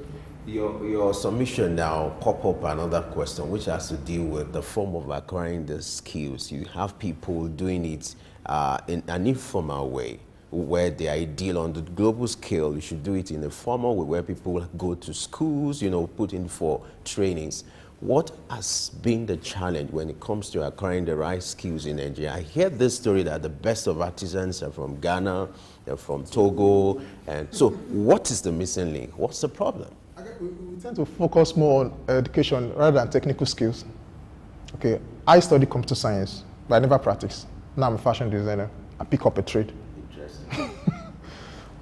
Full-time in the aviation industry, but right now I'm doing fashion side by line. So we tend to focus more on education, forgetting that education, yes, it's very important, it's very good, but it's a platform. Makes you do things differently. So when you're taking education out of the old thing, then you're missing the whole point. Because it still boils down to education, but in that doing, you should realize that education is just a platform to broaden your knowledge of everything you're doing. If you're saying school it's calm, mathematics is not important, everything you're doing it's smart, everything you're doing it's English. You're trying to get someone's measurement, it's shoulder, it still boils down to math. So you can't take all those basic things out of the equation. So it still boils down to you being educated and knowing that, yes, education is important, but at the same time, it's just a platform for you to do well, get the technical skill and develop on it. All right. Now, in getting the skill, what's the duration? What does it take? What length of time does it take for one to acquire the skill and become a designer? How do you judge one who is half-baked and one who's fully had the training? It's your drive most of the time. I learned for 6 days in a period of, yes, Saturday, Sunday, like in a period of 6 days? Yeah, 6 days. Almost a week. Before that time, were you doing some form of designing? No, I do freehand. I do freelance a lot of time. Like I sketch for people. So what's the point of me just doing this thing for free? Why not turn it to something I can make an earnings out of it? So I went for an in. I need you to be careful of the narrative you are putting out. 6 days. It's surprising. It's funny enough. The person that taught me, when I started, I didn't venture into maize outfits. There are strictly females out there. The person that told me that's their own specification. It was an in-house thing. So you go in the morning, you spend almost the whole day, and what did you achieve in 6 days? Because I find that to be very interesting and unbelievable. That in 6 days you could acquire the basic skills needed to be a fine. Oh, tell us what actually. Taking the proper measurement. Yeah. Then knowing how to pedal the sewing machine, the manual machine, which is the basic. But I stopped using the manual machine. Like, it's so quite stressful. All of that in 6 days. In 6 days, yes. That was just the introductory part of it, just to introduce you to the okay. So that's not then what going it takes. Forward, you still need more time to. Then going forward, Yeah. you develop. You don't just become perfect at something by just after 6 days and you're there. No, you do it consistently, repeatedly. It's something you've been doing over and over and over, and over time you become very good at it. Were you able to put an outfit together in that 6 days? Yes. You have to. Okay. You have to. Or the one, you learn how to thread the machine, and if you're unable to thread the machine, then you can go to the next phase. You should be able to stitch a circle around, a straight line, a zigzag line, monitoring, perfecting you having a steady hand with your machine. And handling a manual machine is not that easy. You're trying to manage your steady hands. You're trying to pedal the machine at the same time. So you're trying to multitask, do different things at the same time just to achieve the perfect outcome. All right. I would like you to talk to us about the trends in fashion designing now. I observe these days you see more of local fabrics being turned into corporate attires. It's becoming an appealing thing or the rave of the moment. Talk to us about some of these trends. They are not really trends. There are things that have been there. Fashion is a trend. It's been there. Maybe it's just been abandoned for some period, like a particular year. Then you go back, you revisit again. Then you improve on it. Like right now, you see there's this rampages of crossbody bags. It's been there all the time, but it's now bang in trade. And you hardly see anybody on the streets of Lagos right now without a crossbody bag.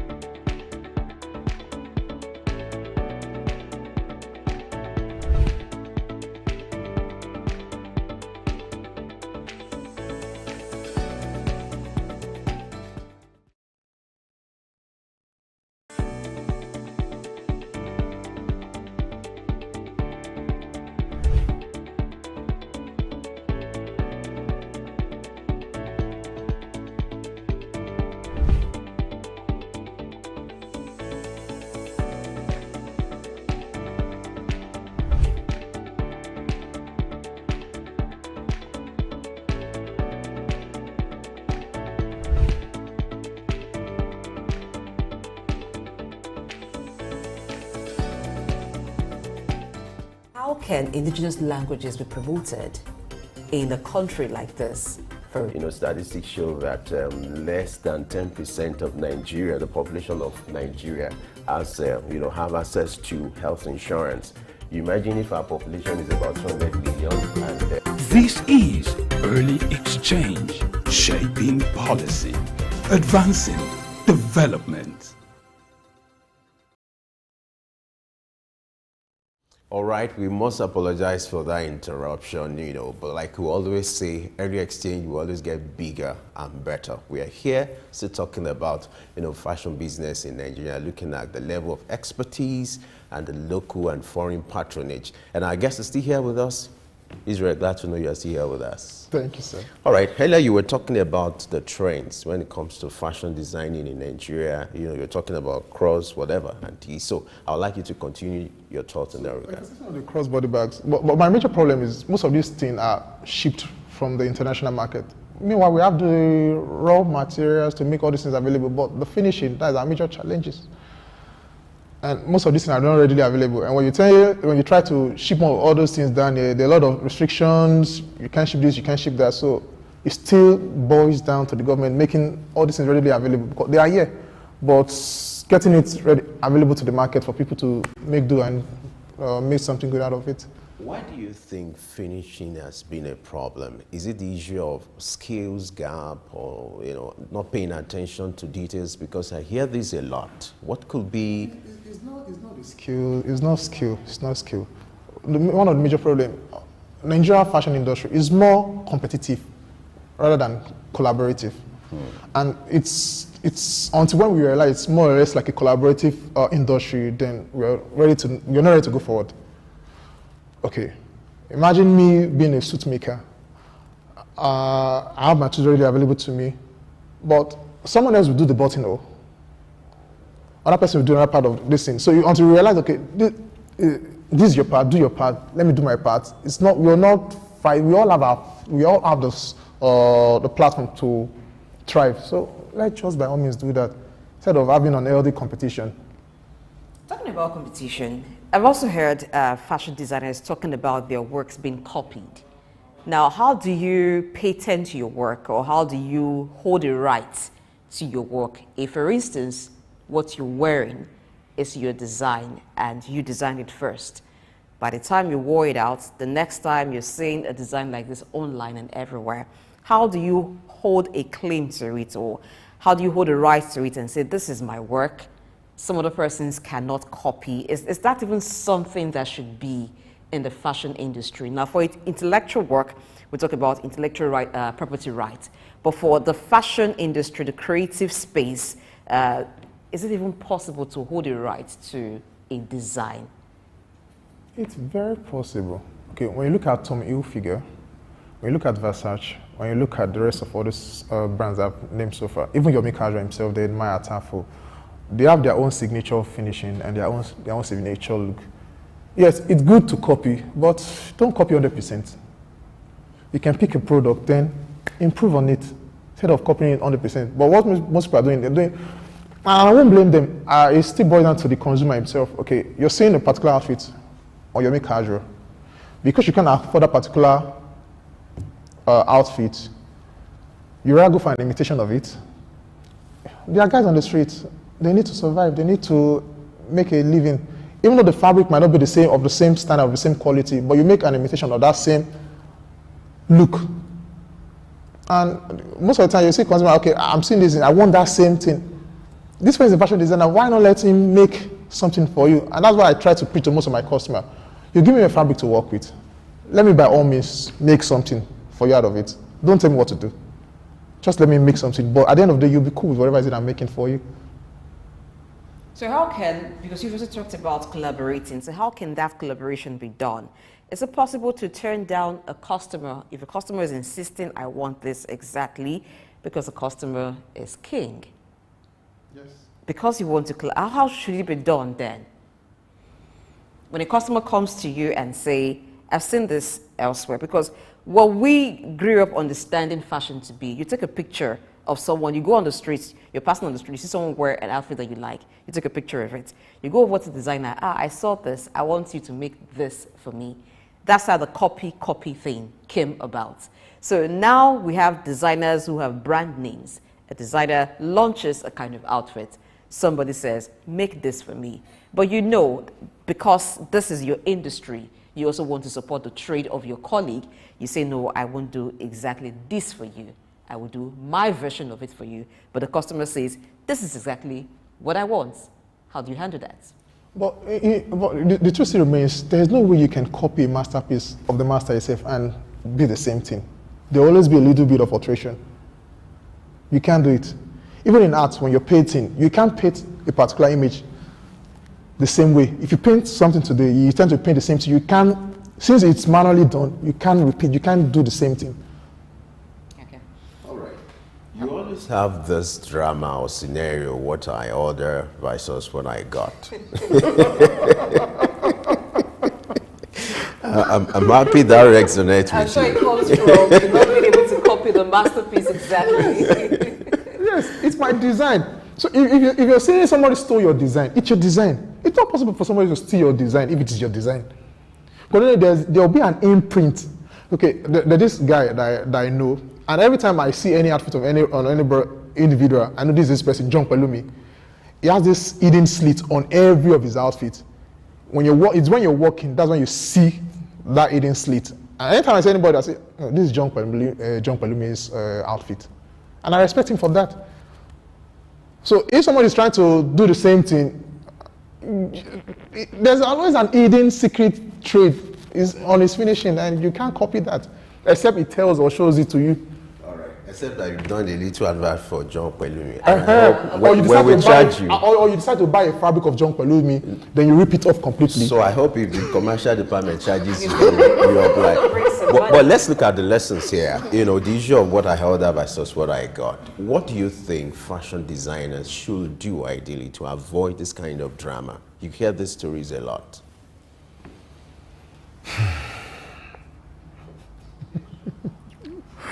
Oh, fashion, what I got, what I got. The question is, who are you giving the outfit to start with? You're giving it to a regular tailor on the street, and you're expecting to deliver the job of a fashion designer. I've taken his time to make a pattern, do the proper calculation in proportion of your shoulder, your waist, which is supposed to go to where. You can.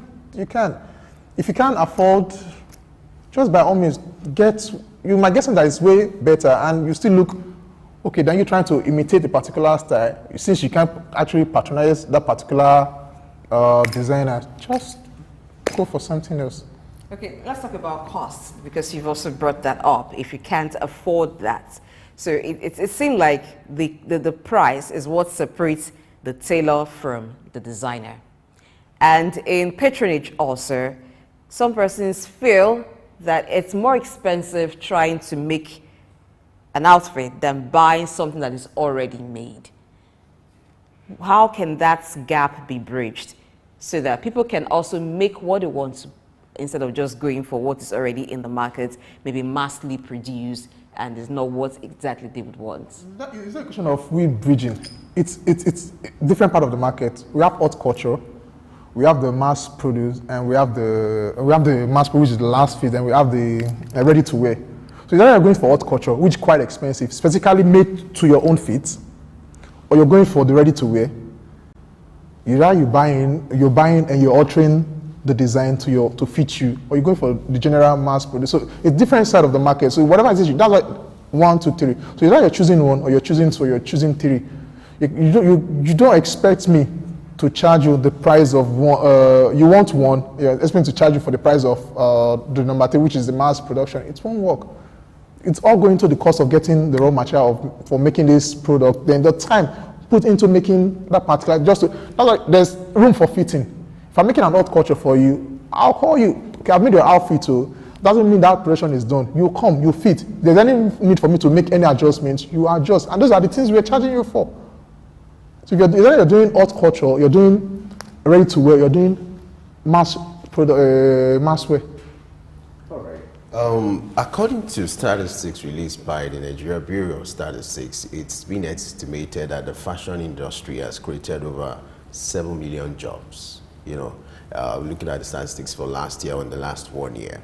Now let's talk about, I'd like you to do more on that. What do you think the federal government can do to help the plight of the players or the entrepreneurs in that industry for Nigeria to be able to tap more resources inherent in fashion industry or fashion business in Nigeria? You realize most of the fashion house in Nigeria, they are all self-paid. Like nobody's funding them. So a lot of people are thriving just to put themselves. And you see some household names that are well known, some are just behind the scene. They're working, they're making their money. Quite understandable, but they're not all in everybody's face. It all boils down to the resources readily available to them. So most of the time, a lot of people tend to work within their means. And if you're not like me, I have like a 247 job that still funds my fashion line. So imagine that not in place. You can hardly go to the bank right now and say, I need a social resource, I need a social loan, and they'll make it available to you. No, there are a lot of clauses, a lot of conditions attached to it. Can you meet all those conditions? Can you meet all those clauses? No. So most of the time, a lot of people just stay within what they can work with, and it's not helping the industry.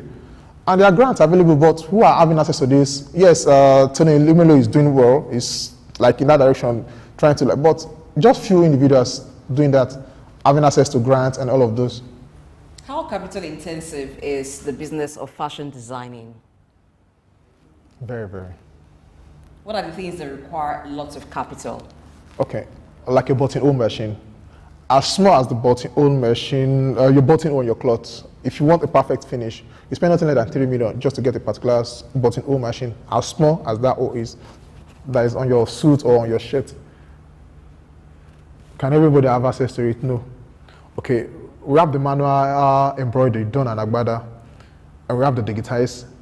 The least you get for a digitized embroidery machine right now for your Agbada is close to 6 million. Can an everyday person have access to it? No. So it still boils down to a lot of...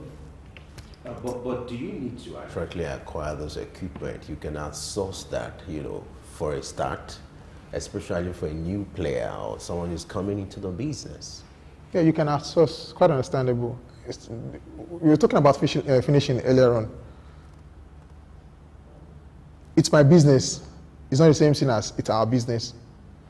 I'm trying to put in my all, because if I'm outsourcing, yes, this person I'm outsourcing, at the same time I'm outsourcing to that individual, there are a lot of people actually doing the same outsourcing to him also too. So it pays little or no attention to the work being given to him. At the end of the day, Does it come out as clean as you would want it to be? Okay. All right. For someone who wants to be a designer, does it take you to have it naturally in you, to have maybe the natural inclination to fashion designing? You learned in 6 days. Some persons learn in a year and 6 months. What makes the difference? Is it just about paying attention, or there has to be a natural gifting for it to happen? Since it's a skill, it doesn't have to come naturally, which means it's a learning process. It's a skill, so you're learning it. What you're doing right now, it's not as if you're born with it. Something you acquire the skill in. And I'm very sure this wasn't what you read in school. I did this. Okay, you did it in school. Okay, professionally. Sorry about that. So there are actually other people that are actually in this industry. This wasn't what they read in school, and they're in the space of yours right now, and they're doing quite well for themselves. So what makes the difference between the person who learns for 6 days and the person who learns for a year, 6 months, or even 2 years? What is the difference? It's your drive, your interest. You're like this is it. Like, it's a do or die for me. Like, this is it for me. If I intend to leave my 247 job, this is my fallback plan. I'm not doing it for survival. It's more like a business for me, like a name for me. So when I'm trying to do it, I'm putting like everything I'm having into everything is being reinvested into this. So when I say I have another thing, this is it for me. All right. You earlier talked about the need for collaboration. I want to see a situation where you have collaboration between our local designers and foreign designers. What do you think can be done to create this kind of opportunity for our local designers to have exposure when it comes to the global scene? It could be through exhibitions or things like that. What do you think can be done on a larger scale to promote our talents in the fashion industry? If you're talking about collaboration, you want me to collaborate with you, okay. And you're not in good terms with me, your own local designer here. I want to collaborate with the international body. Let's do our work in-house first. Let's collaborate with ourselves. There are a lot of big brands in Nigeria here. They are doing well for themselves, locally and internationally. How many of ourselves have we been able to collaborate with? Now talk of going out there and trying to collaborate with other people. Let's do our own in-house work. Let's collaborate ourselves. I've done a lot of collaboration with other, not necessarily fashion designers, other footwear. I've done with Boot by Meta. In fact, I've been working with him for the past 2 years thereabout. So, and most of the time, people say collaboration. At the end of the day, you realize that it's not even collaboration. They're just trying to take advantage of you. They say, well, let's collaborate. But at the end of the day, when you're done, you realize it's not collaboration. They just need what you need to offer. When they've gotten what you need to offer, and they even take your name out of the whole picture as if collaboration never happened between the two of you. So that's the major. It's competition. It's more a competitive industry for we in Nigeria, more rather than it being a collaborative industry, and that's the major problem we're still having. So what would make the competition a bit friendly, even though it's competition, but there's room for collaboration, there's room for people to come together, because there's power in coming together. People taking advantage of the other, but what would make it better for collaboration to happen? Are there things that are missing? What would fill that missing link for a healthy competition to happen? That's a very big question. Can't wrap our head around it. Does it have to be like people having legal documents to ensure that nobody abuses the right of the other person, or government has to come in, there has to be a sort of union association? How can healthy competition in the fashion industry be achieved? What you just said, I guess that's actually one of the reasons. Documentation, okay, I want to collaborate, there should be an official document. Okay, these are agreements, these are terms of agreement. Okay, if I'm collaborating with you, okay, you're a shoemaker, I'm a fashion designer, I'm bringing my outfits and you're bringing your shoes. Okay, at the end of the day, are you taking my outfit? Am I taking your shoes? See, it's like a 50-50. At the end of the day, we end up winning. Not as if it's a one-sided thing. So that it's more healthy. Let's look at the skills gap in the industry. Like you said, you have people who are professionals and then you have those who are just doing it because they just want to earn a living. And as a result, you still have quacks in the industry. Now, what can be done to ensure that there's improvement when it comes to the skills gap in that industry? Are you expecting the government to create like a formal kind of policy to make it that for you to be a fashion designer in Nigeria, you must have a basic kind of education or have certification or requirement? What do you think can be done to improve the skills gap in that industry? I believe the Lagos State government in particular they have a lot of artisan program in place just to bridge that particular gap. A lot of training for fashion designers, shoe makers, bead makers. So I believe that is not even a problem. I believe it just boils down to you as an individual wanting to do the right thing and do it because it's important. It's meant for you to be done. It's meant for it to be done. All right, it's on both sides for those who want to learn the skill and for those who are training.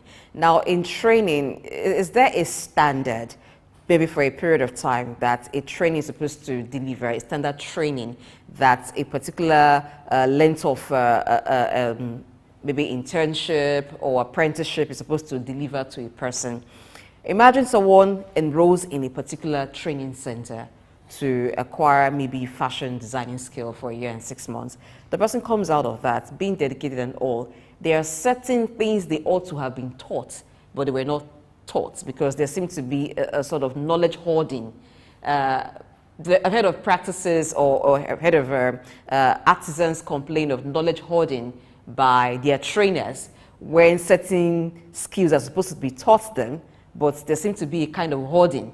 So they train for a particular period of time. What they should have learned, they do not get to know. It takes them to enroll in another place to get to know those things. What is this? What should be the standard within every given time for training?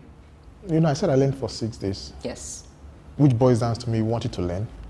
Then secondly, if you're talking about hoarding, I know it's been in practice for a very long time, even before I was born.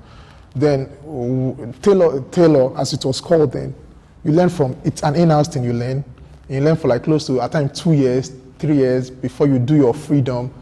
But you realize most of the time, depending on the kind of boss that was training you then, maybe when you're supposed to do a particular thing, and that thing is very important, they will send you on an errand.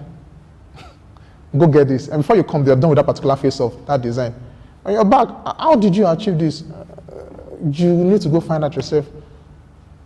And right now, that's why you see a lot of fashion now. A lot of fashion training institutions are now out there. They have you have your basic fashion, you have advanced, then you have advanced of advanced. So it now depends on you. Okay, you have the basic, you want to improve on it. You can go for each has its own phase. I know it's a way of them generating revenue for themselves also too. I don't blame them for that, but there are phases to all these things. You don't just come to the industry and feel you just graduating at once. No, I'm still learning. Okay.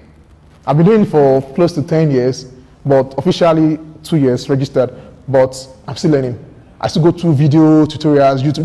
The internet space is a very big space. So if you say you don't know a particular thing, it still boils down to you. We all have access to our mobile phone. What are you doing with your phone? What are you doing with your data? Are you busy going through Facebook just so? There are a lot of online platforms that you can learn from, even for free. I've done 1 or 2, 3 courses on Coursera. I've done with Upskill, and they are all platforms that are readily available to people who can easily learn from once you've gotten the basic knowledge of what you need to learn. All right. So you must continue to upskill. Yes, every by now your and then. own self-development. All right. That's how we bring to a close the discussion today on expertise and patronage of Nigerian fashion industry, but locally and internationally. Thank you very much. Israel George, who's a fashion entrepreneur, designer, is also a leather craftsman. We hope that maybe next time we will come, you have more of your leather works on display. What we could see today mainly was the clothing design that you do. Thank you for being on the show. We're going to quick break. We're not done talking about the fashion industry in Nigeria. Stay tuned to L Exchange.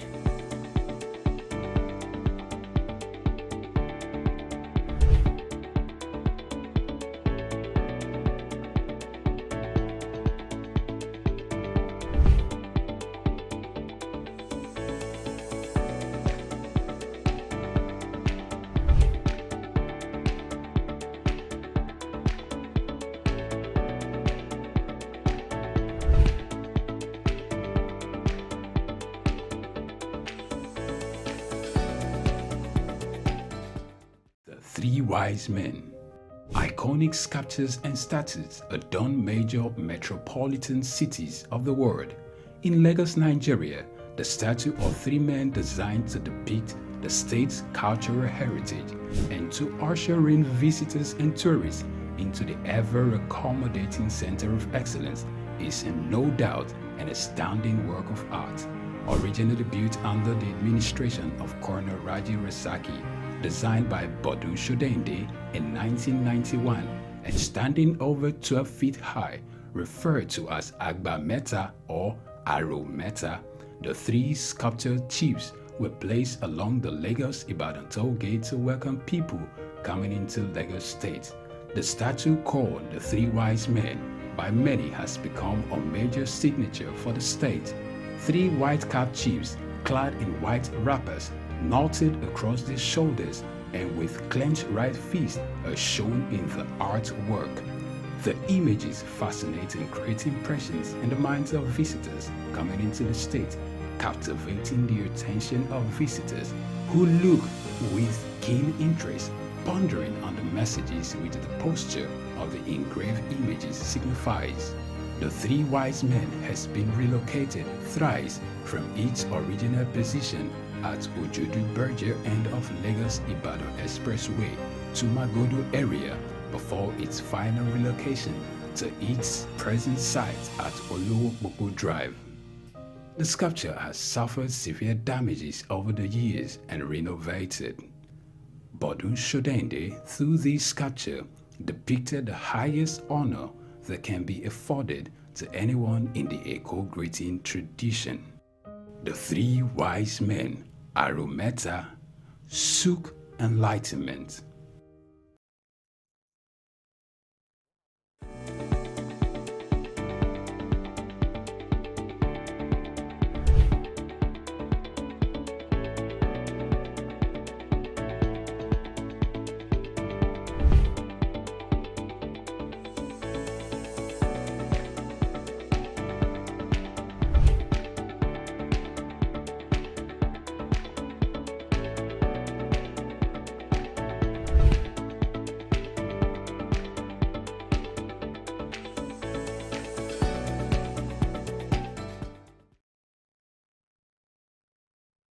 How can indigenous languages be promoted in a country like this? Statistics show that less than 10% of Nigeria, the population of Nigeria, has have access to health insurance. You imagine if our population is about 200 million. This is Early Exchange, shaping policy, advancing development.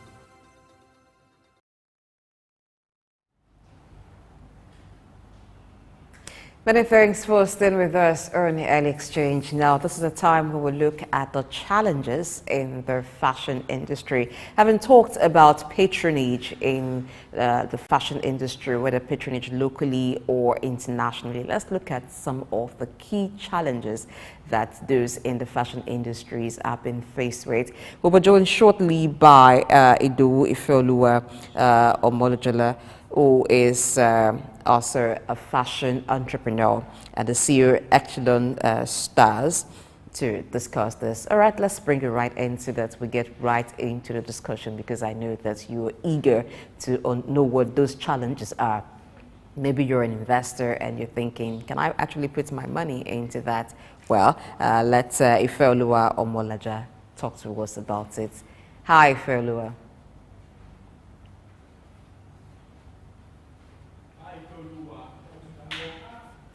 Hello, good morning.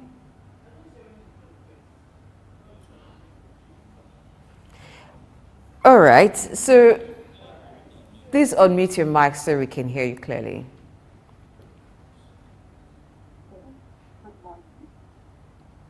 If you can hear me, please unmute your mic. You're muted.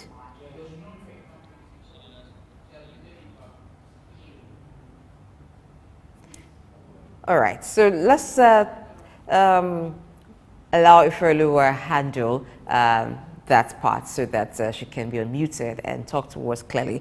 But before she comes back to us, I'm just wondering, having talked to Israel, when he mentioned the cost of some of the equipment, I mean, who would have thought that is that expensive just to get a machine that puts the buttonhole, it costs you like 3 million naira, and for embroidery, and you need all of these things to have a fine finish for any fashion outfit. So that makes it somewhat a capital intensive business to get into. So I'm thinking that finance must be one of the challenge for those in the industry. Earlier he made his submissions, and one of the things, in fact the only thing he emphasized has to do with the issue of financing, which is quite general. It's not exclusive to the fashion industry, or if you want to be a fashion expert, sourcing for finance. And that's why you see people confine themselves to what they have, the funds they have, maybe the one they could source from their family, friends, or their personal income. Like the case of Israel, he has to divide the money from his regular, source of income. He has another side also, he has another job, whereby his monthly income has to be invested or, diverted to the fashion business. So for those who don't have that opportunity, it might be a challenge. And then like what he said, access to grants, it's also a challenge because you have to do the proper documentation. And then when you look at the requirements, how many fashion designers for a starter will afford to be able to provide collateral and some of the things required? Another challenge is the area of documentation. Certain documents are required. Maybe your registration with CAC and then some other entities to show proper documentation and accounting, your books of accounting, which an average entrepreneur or a small player in Nigeria might not keep records because it's just one man business. It's the accountant, it's the head of operation, it's everything, you understand. So the greatest challenge, when it comes to fashion business is the financing, how to source for it.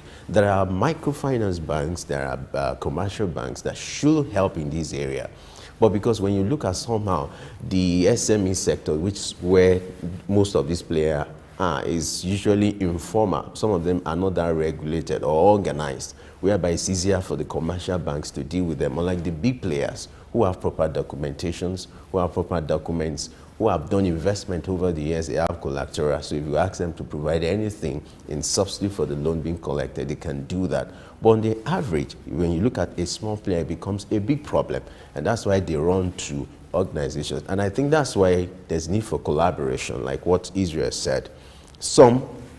Virtually every, artisan, they belong to one organization or the other. So there's a need for partnership, this organization to do what we call provide pool of funds. It can be a form of cooperative to help those who are coming into that industry, young players, to provide these funds for them at little or no interest rate so that it's easier for them to be able to go into business. Another challenge is also... Okay, before you name all of the challenges, and I'm wondering what will be left for Ifeoluwa to do. Left to say. Let's hear from her, because she's a player in that industry, so she can tell us very much what they experience or the challenges that they encounter. Hello, Ifeoluwa. Good morning.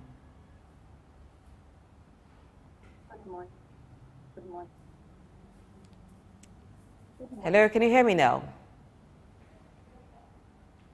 Yes, I can. I can hear you. Good morning. Okay, Ifeoluwa, can you just talk back to me and say hello, so I know you can hear me?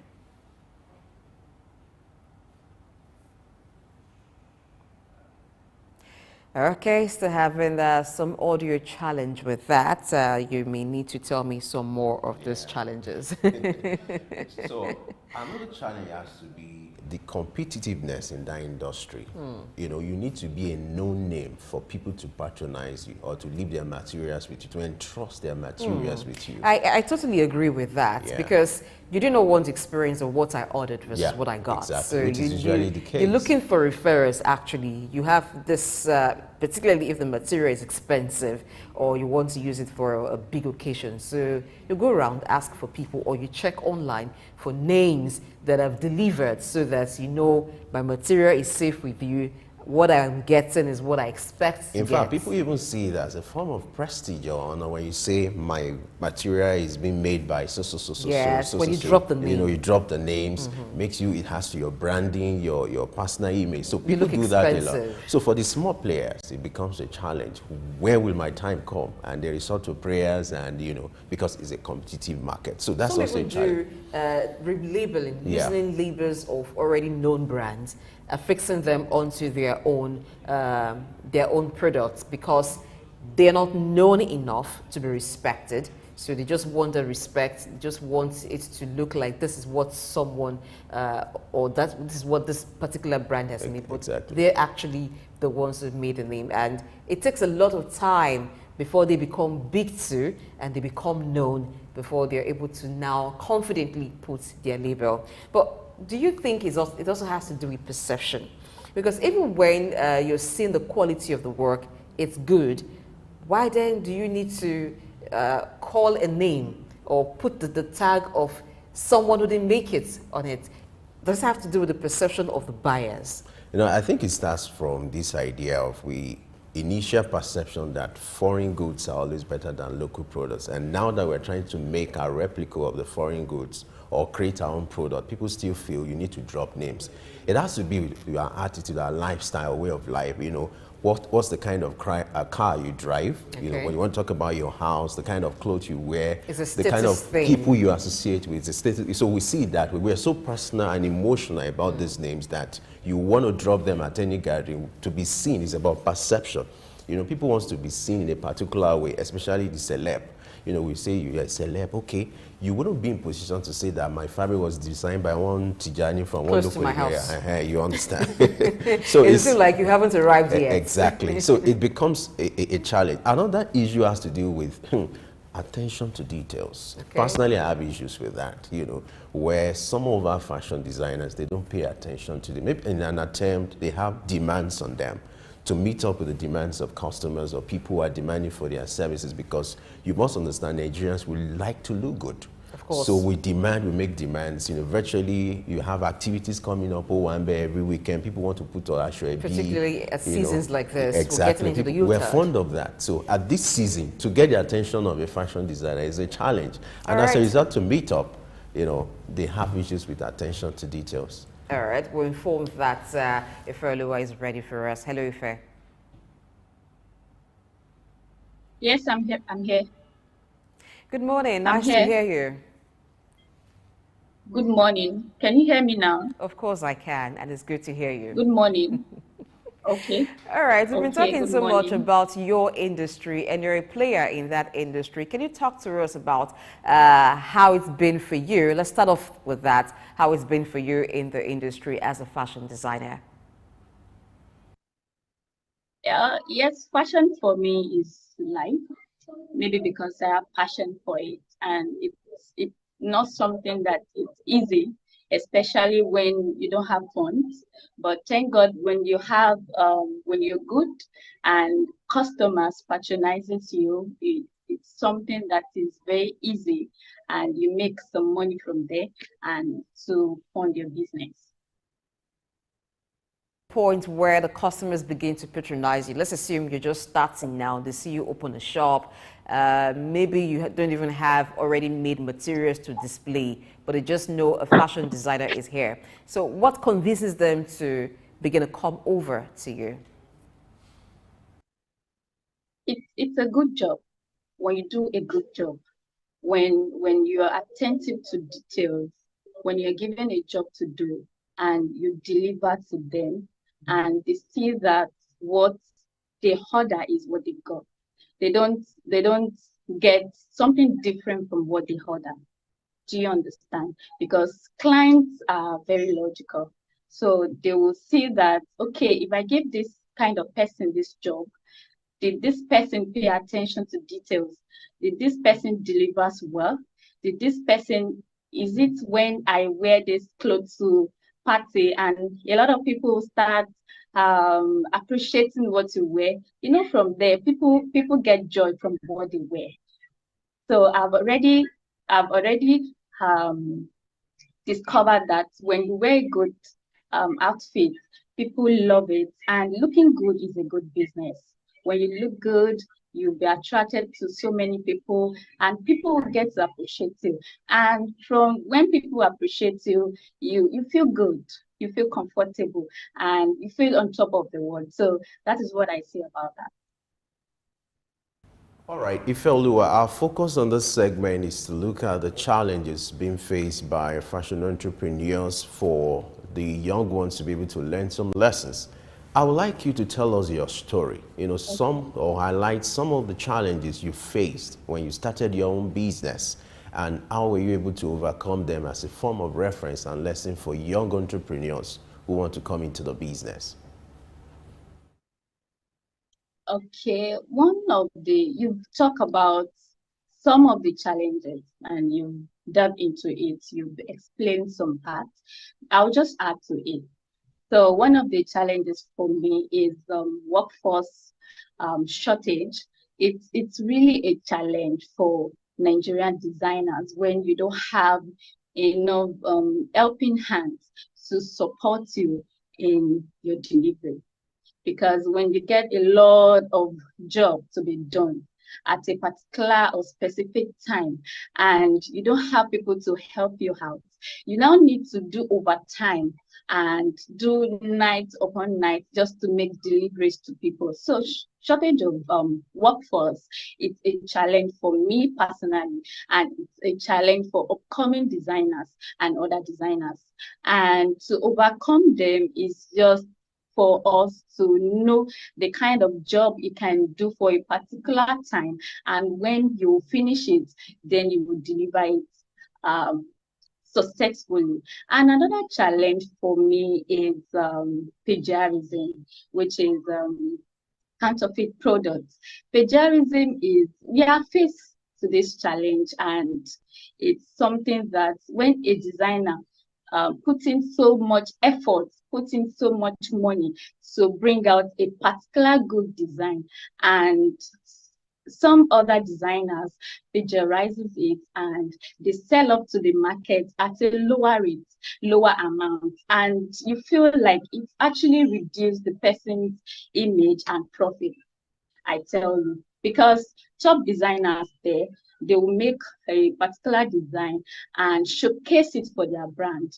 And these people will admire it and they will be like, wow, I like this thing. I love this outfit. And they never check to even see the amount. People like Vicky James, we tag clothes for 3.5 million, and they will give it to another tailor or another fashion designer to make it for maybe like 500,000. So you can see that the difference is clear, and I don't think the end result or what Vicky James and this particular fashion designer we bring out will be the same thing. It's not possible. So it's a challenge. Plagiarism is a challenge for us when you think that you want to make a design and another person, or maybe you've already made a design and another person now plagiarizes it. So it's something that reduces your profits and it's reduced creativity and innovation in the industry. So that is another challenge. So another challenge that I think we also have is limited access to resources and funds. In resources, I'm talking about equipment, which is sewing machine, which is good quality materials. Because I've been in this work for years now, and I see that a lot of people like good things, and they can't. Some people can't pay for it, but they want quality material. So people like Vicky James, Tiana, they don't get their material in Nigeria here. They travel abroad to get the quality material, to make their brand specially, to make their brand unique, to make what they design, to make what they dish out differently. So it's a challenge for us to access resources in Nigeria here. So people that they don't have funds to travel out to get materials and to even create something, it's really a challenge for us. And in terms of funding, if you don't have money, you won't be able to invest in your business and you won't be able to invest in your business and make expansion in their operation. So we won't be able to make expansion when you don't have enough funds to do that. We have a lot of things embedded in us, but lack of funds is actually hindering this thing for upcoming designers to showcase what they have, to showcase what they already have in mind to do. So it's another challenges. Are you there?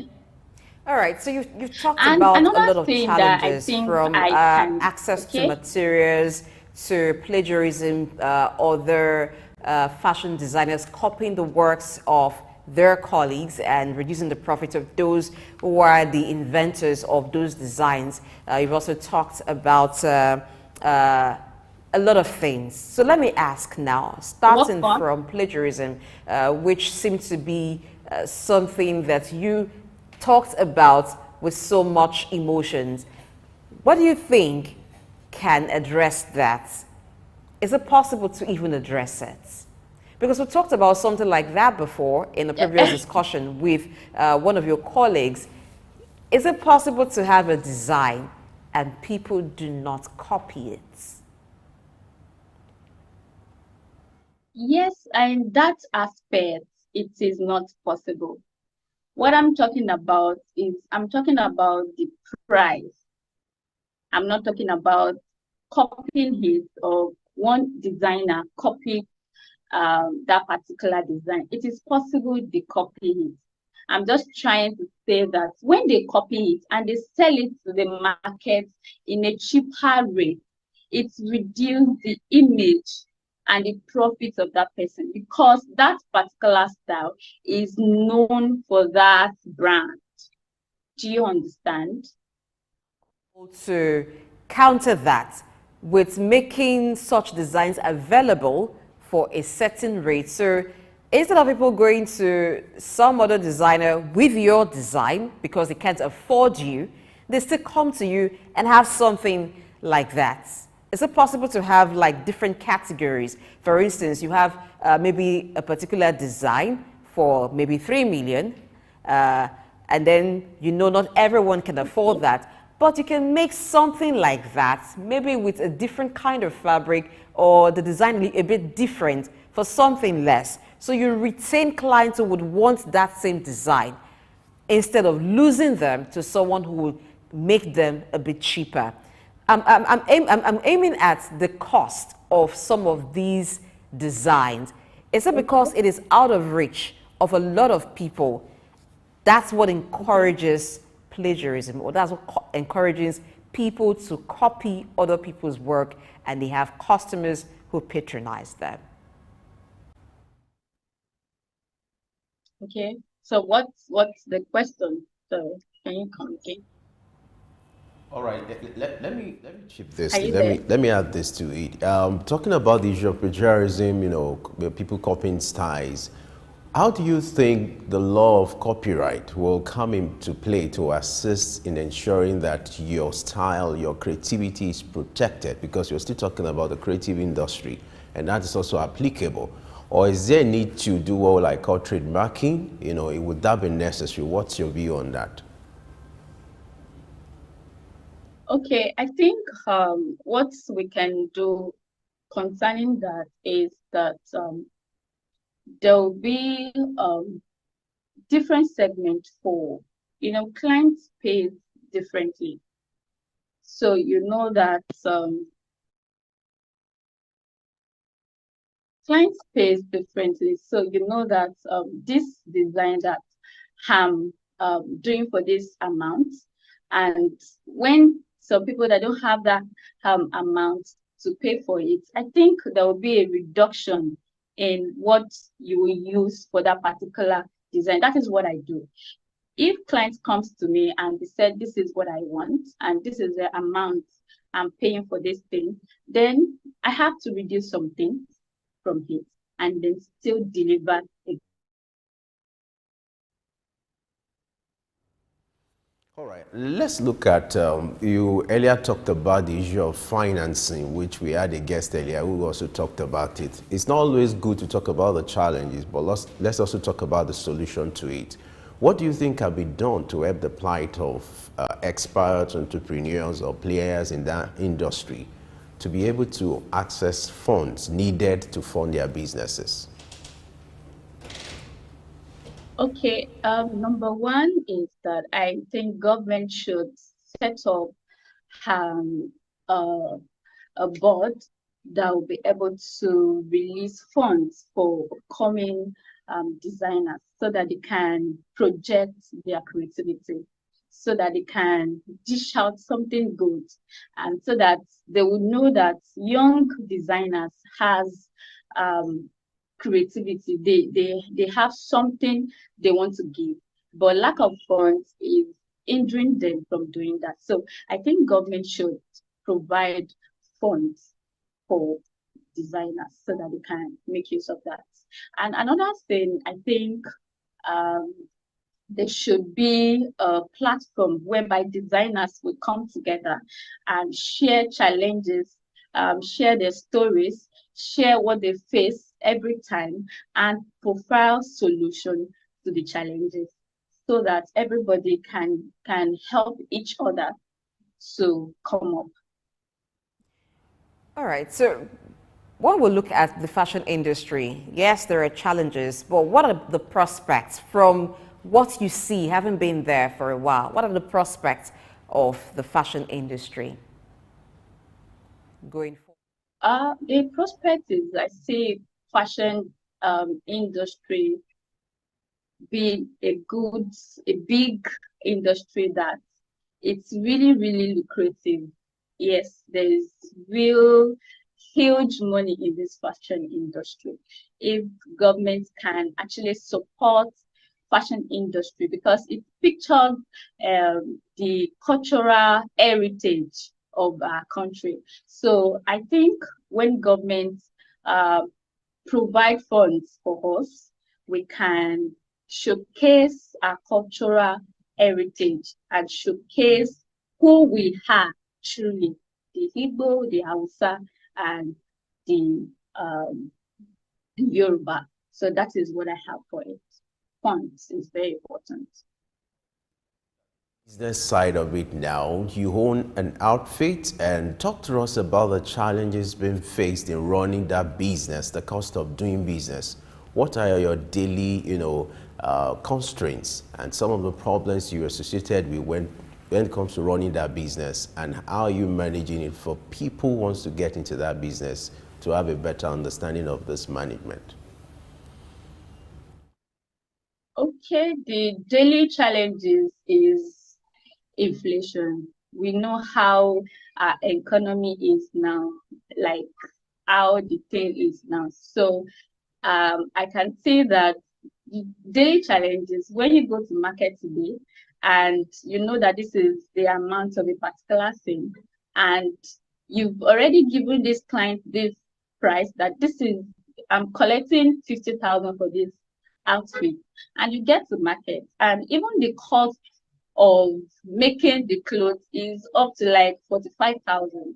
How on earth will you get a job of 50,000 and you've already spent maybe 40,000 or 45,000 on that outfit just to make the client look extraordinary in that occasion? So if getting to the market and you see that things have increased, so for me, I don't have choice than to call the client and tell this client that this thing, I'm having this particular amount on this job. Those people that are ready to slay, those people that are ready to look good, those people that are ready to make people, make them happy, we actually add up to that amount. So challenges we are facing now currently in this country is inflation on the price of things now. So we are facing inflation. So my advice for upcoming designers is just that they should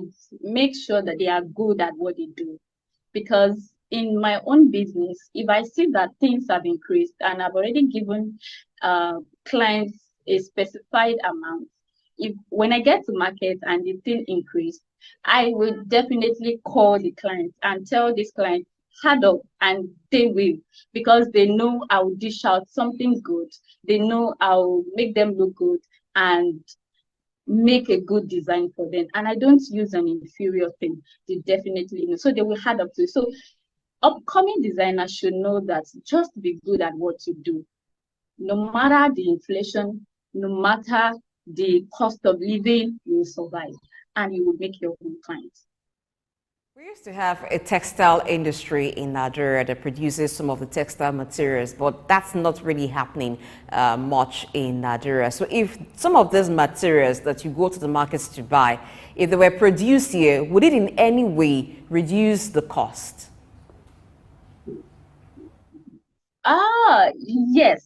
Yes, because the prices of things increase due to dollar rate, because those fabrics that are produced abroad sent to Nigeria here, they increased due to the rate of dollar, because they buy them in dollars.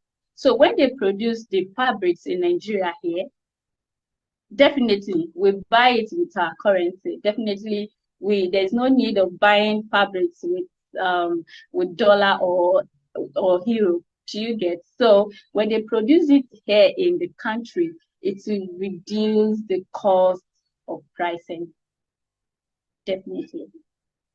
Oh, great. Let's look at the issue of pricing. My question will be in two folds. The first one will be to look at the issue of pricing. Okay. What are the factors, that determine the price of a fabric or what you're going to charge a client? And then I would love to know, why do fashion designers give deadlines and they don't adhere to it? I had to actually laugh to this deadlines and disappointment. Yes, I have to laugh to that. I won't say that I've never disappointed my clients. I will not say that. So I'll start from there, because disappointment is something we shouldn't be doing, but there are unforeseen circumstances that can prompt disappointment to disappoint a client. So let me cite an example, how I'll make myself as an example. So if I give a client a particular time that this is the time I'm delivering this clothes, so I disappoint and I may not disappoint. I make sure that anything I'm giving out must be a good job. I must do it perfectly. I give all my 100% in any job. So if I say that I can't give my 100% at that particular time, after I've already given this client the date, I'll make sure that I'll call the client and tell the client that, okay, I won't meet up with this time because of this reason. because I couldn't get this particular offer. So I need to get markets to be the seller might tell you, okay, my goods are tomorrow, my goods are coming next week, and then you want this particular color, you want this or material. So this seller will tell me to wait till this particular time, and then I'll pick up my phone and call the clients that, okay, can you just extend the time to those points? Definitely, if I know that this clothes is not an occasional clothes, it's just for the client to wear it and slay, I'll make sure that I do a good job. But when it is an occasional clothes for me, when it is an occasional clothes, and I know that this is the only time the client can wear this clothes, I will definitely make sure it is being done, and I will just improvise. So that is why we have for us to improvise. So you can just improvise and then waive being you disappointing the clients. So that is what I have for it. So the cost of pricing, like what determines how you price clients. What determines it is the material, number one, because if I get a job from a client, I will ask the client, first question I will ask the client is, what is the occasion? Because occasion will determine the amount of price, what I'll get, because I know that if you're using this particular clothes for a special occasion, maybe wedding, maybe convocation, maybe owambe, maybe your birthday shoot, it requires details, it requires attention, because these clients want to showcase your brand to the world, so it requires attention. And then after asking that what is the occasion, then I will look into the style given, and then style requires this material, and this material has grades. So you look the client, if the client is somebody that can afford something exclusive, something expensive, because some clients, they don't mind. They mind using cheap material for them, just for them to wear something. And some clients will tell you, I want something extraordinary. I've been in this business for some time, so I know how to explain how some people react when they get what you did for them. So you look into that client, that is this client somebody that has eye taste. I'll say it's eye taste. Some people have eye taste, and some people, they don't mind anything. So you just check the client, is it of high status or the middle person? So when you see that this person is high status and she wants something expensive, something extraordinary, then it will add to the way I'll build the person. It will add to the way I'll price the person. So that is the second thing that you will look into. And another thing to look into is to see what it will be needed for that particular style. The materials you'll be using. Is it that you're adding an applique? Is it that you are adding something heck? Because we have elementary materials that you'll be needing for a clothes to be done: thread, lining, then we wish we had padding, more all time to those things. continue the But we have conversation with you, okay. because I enjoy your conversation, talking about how you're able to price for a particular item or give the client a price for an item. What are the decisions, or what are the things that inform that decision? And you talked about the part that concerns us all, why sometimes you disappoint clients. We understand it's not intentional. Yes. We can only ask on behalf of all those who patronize fashion designers in Nigeria that you do more to ensure you do not disappoint any of us. Not you, specifically, but to you and your colleagues. Okay. Thank you very much for being a part of the trying. show.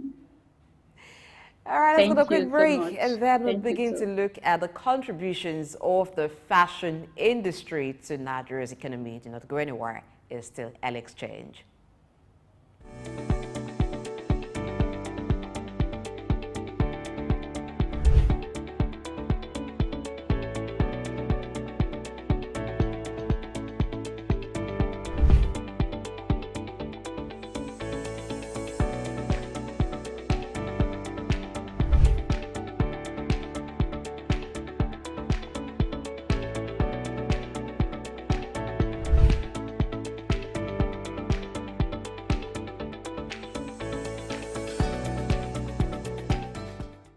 Fashion is more than just a wardrobe. It's a language which speaks volumes about who we are, where we come from, and where we are headed. Fashion and style goes beyond just the clothes we wear. It is a powerful tool for self-expression and self-esteem, communicating more than words can. Far from a matter of personal choice, the fashion industry is a dynamic driver that continually sets trends and pushes the boundaries of individuals, technology, and creativity. In the fashion world, various cultures come together, influencing one another and leading to both appreciation and sometimes borrowing without giving credit. Respecting different cultures and promotes diversity in the fashion industry is crucial as it represents us as a people. The industry is at the forefront of setting trends and using technology, which is a key player in shaping what's in style, from the impact of social media and online shopping to the exciting experiences of augmented reality. Designers are also getting creative with 3D printing and digital tools to make cutting-edge designs, while artificial intelligence, on the other hand, is making headway predicting trends and giving personalized fashion advice. While the fashion world shines with glamour and creativeness, it faces significant challenges such as lack of sustainability due to the impact of fast fashion, and this remains a thing of concern to some group of designers. The industry is determined to cut down on waste and use eco-friendly materials. At the same time, there's a growing emphasis on fair treatment for the workers who make these clothes. To create a more inclusive and meaningful future for fashion, we should embrace sustainable practices, support ethical production, and respect the diverse cultural influences that shape the industry. Alfreda Ambebasi, Souk News.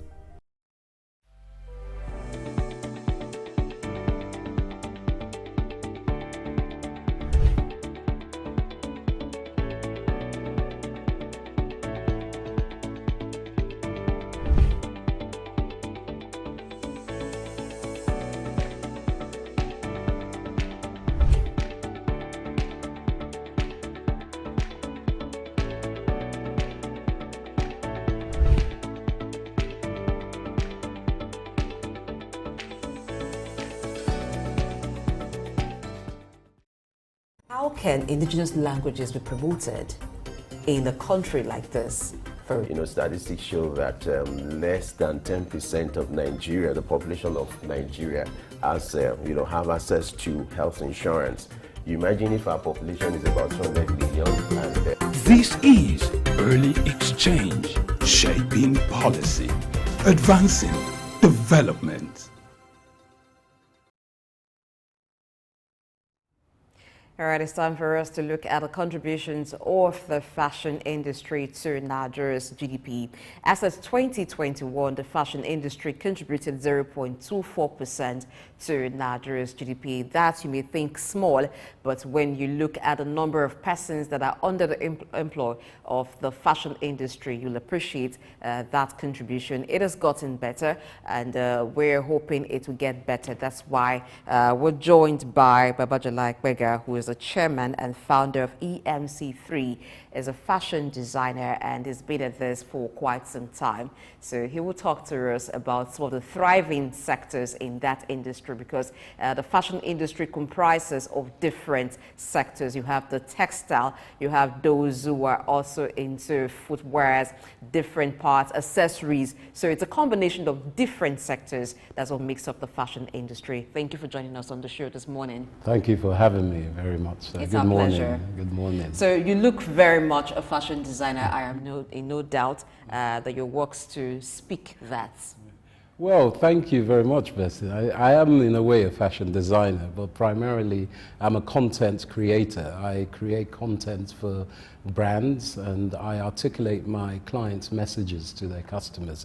Maybe by my accent you can see I am Nigerian, but I have an office in London and in Lagos. And I'm here this weekend, quite excitedly, to promote the GTCO Fashion Weekend, which is all about promoting enterprise and bringing designers as well as textile makers, jewelry makers, anyone that works within fashion to the fore and helping them to create some kind of ecosystem that brings everyone, uplifts everyone through job creation. Okay. So fashion is very exciting. All right, let's begin from where you left off, job creation.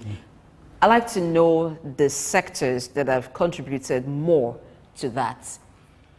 I would say within my remit, from boardroom to courtroom to runways, everywhere in between, you kind of have, everyone loves a sense of style. Nigerians are very stylish, a sense of fashion. So I think all the sectors are interlinked. And within the banking sector, what GTCO is doing is pushing. I'm talking about the fashion industry, the sectors within Nigerian fashion industry that seem to be contributing more to job creation, the thriving sectors of the Nigerian fashion industry. You mean, from your experience as a fashion designer and also a content creator for the fashion industry?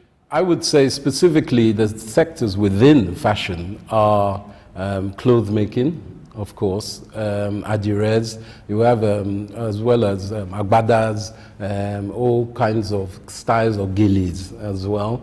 Shoes are very important, and you'll find beauty has a large part of job creation in the fashion industry. But also journalism, you know, because obviously people have to cover these designers, they have to cover the masterclass takers. So I would say the creation comes from mostly the textile side and the making of clothes. That's where it is. But we're trying to build that from a cottage industry to expand it so it becomes an industrial movement within that. While doing your introduction, you know, something remarkable that you talked about is the issue of content creation, which can also be applicable to the fashion industry. So how do you apply this to creating content for the fashion industry and also bringing what we'll call a form of business out of that can also contribute to the GDP in Nigeria? Talk to us what you've been doing in that area and what can be done to also bring in light with fashion industry for it to create to the economic growth of the nation. Thank you. That's a great question, Femi. I think it's very important to segment the fashion industry, as I know it, into three categories. Obviously, you have the runway side, where the designers show their pieces. So the clothes in themselves, how you make them, is part of the fashion industry. So you need people and artisans to do that. And within that, you have models. And models, male and female, you employ them for certain shows or for certain, what we call distribution or presentations as well. And that in itself is the runway. Then we go into the vendor side. So when you have vendors who are selling their wares, whether it's millineries, which are hat makers, or shoe makers, or let's say belt makers, you have accessories. Accessories is one of the biggest markets in fashion. And this is globally we're talking about. I can't remember the stats, but I know it makes up a large proportion of fashion. So you have vendors come in to create for themselves business. You know, even if you come to the store, for instance, you buy their clothes, the business that it brings out of that with POSs in itself. So the whole value chain goes down from the people who make the clothes to the people who are the marketers of the clothes or the fashion accessories, as we said. And then you have another part, which is more the masterclass. So people talking about hair and beauty, people talking about the business of fashion. How do I create as an individual, a single designer, how do I create so much buzz through social media or through my clients, a recommendation that takes my business to another level? So that means I have to think about the infrastructure of my business. Who do I need to employ? Do I employ a marketer against let's say, a seamstress, or another designer, or a tailor? So these are things that we're trying to articulate and bring together to help designers, marketers within fashion, even jewelry makers of sorts, because that's a massive part of fashion, is jewelry. And Nigeria has one of the highest productions of tourmaline and all semi-precious stones, sapphires. So it's not just the fashion industry that's here. We have to integrate it through the minerals and steel industry, as well as the solid minerals industry. There's a lot of things that you need to link up. And that's what we're trying to do, join up the dots. Okay, so let's look at some of these sectors that you've mentioned. You categorized the fashion industry into three. There is beauty, there is accessories, and you also talked about accessories. You mentioned that Nigeria has a deposit of precious stones and all, but what we do majorly is extraction, and then we export. We do not do much of secondary production here. It's just the primary production. How do we tap into that? Even for the runways that you mentioned, it's once in a while we get to see fashion shows, not much of runways. As a content creator, and for those other persons involved in this, how can we ensure that Nigeria takes a large size of these global markets? Very good question. I think it's a very important lesson that we help Nigeria, the businesses in Nigeria, the individuals, Gen Z or Gen Z, as I say, because I grew up in Britain, they have a lot of creativity. And the content, as a content creator, we try to give them a fertile ground to be able to communicate, because the most important thing for this fashion industry is that people are always communicating, swapping ideas and exchanging business in the way of, finding the right tailors to the right designers, to the right models, to the right marketers, and it's very interlinked. So I think for Nigeria, it's important that we find investments, not just localized or regional investment, but global investments. And I'm not just talking of money, I'm talking of knowledge swap as well. For instance, as you said, with the semi-precious stones, or we have so many raw materials, but as you said, the next stage of production or processing, we miss out on, because we sell the raw materials for quite cheaply, and then we even buy it back. Even these corals I'm wearing and such things, you realize that we need investment in some of these value chain lines. And if we can get those international investors to work with us, and this is something we're talking about with the Nigerian Investment Promotion Commission, the agency that promotes Nigeria. Find the right investors that don't just want to chop our money or chop our business. They want to invest in Nigerians and help Nigerians to grow, so we too can not just learn to fish, but know where the rivers are for fishing. We were talking in parables and such, but specifically help people to grow. And that's what we need for Nigeria, I think. All right. Still talking about content creation, because I find that to be very interesting, and I want to believe someone is taking interest in that. Now, for someone who wants to give that a try or invest in that, what should be the approach, either as a small player or medium player or a large player? I think it's very important in content creating research.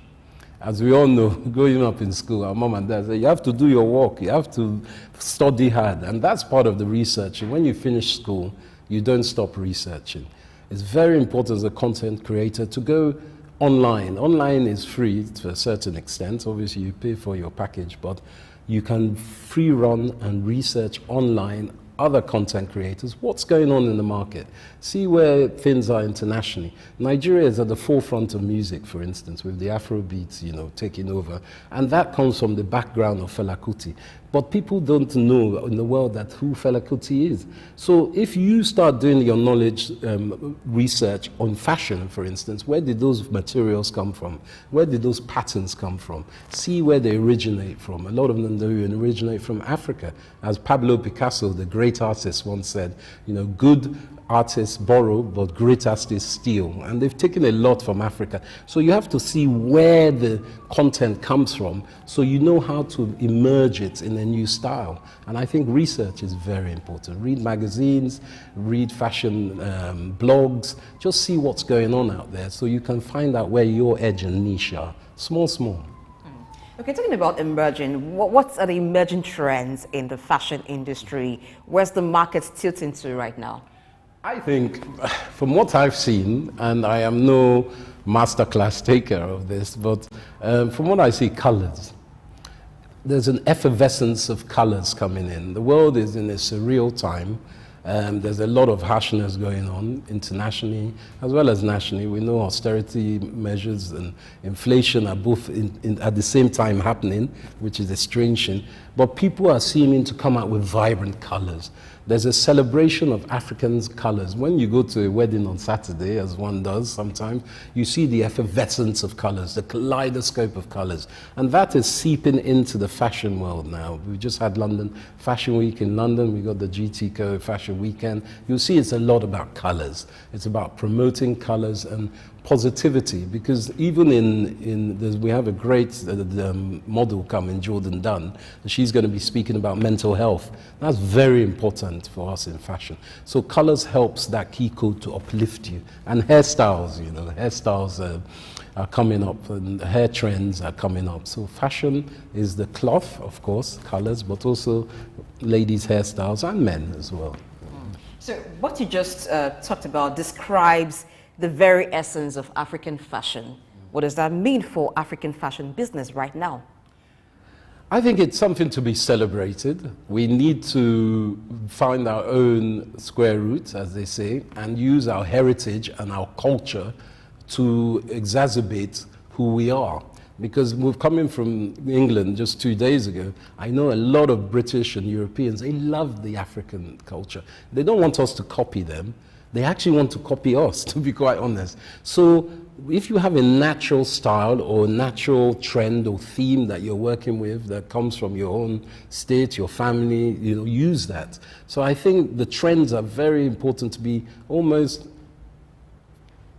pure from oneself, almost spiritual in its essence. And I think that will come through. It takes time, though. It takes time. All right. Earlier you talked about the jewelry business or the sector. I would like you to talk to us about the peculiar opportunities here in Nigeria and then the economic value this can add to our economy, especially when this kind of materials are being pushed abroad. I think Nigeria has always had an age-old fabric of women in business. I start with women because obviously my mother was a woman, God rest her soul. And women are always in our businesses not as valued as they should be, I believe. Because you have Fumilayo, obviously Kuti, Fela's mom, who was one of the great protesters and activists that made our country in the early 50s, and then, taken over by whoever was taken over. But what I'm saying is that women are integral to the progression of our GDP, especially in fashion and specifically in jewelry. You find that there are a lot of businesses that are run by women. The raw materials are brought in, and the artisans that put the pieces together in jewelry, women. So I think that we need to have more education, more training, more courses or workshops to help people understand that we don't just have to give raw materials. We can actually design here styles and use that finished product to sell on. And it's connecting with your NIPC agent. It's connecting with the bank itself, GTCO, to understand where can I find the next level of investment, or it's not just money, but knowledge swap as well. You've been talking a lot about the fashion week that you've attended in London and even in Nigeria, because you're a content creator. But what is the business side of content creation or fashion content creating? We used to see these things in magazines, and then recently when e-commerce started, you find that some fashion designers are by themselves selling their works and showcasing their works. by themselves online. So how does a content creator makes business out of it? I think in this day and age, we're very lucky. We have internet. It's a very powerful force for good and for bad. But content creators are able to use that platform, whether it's Instagram or X or any form of social media platform like TikTok, that to show their wares.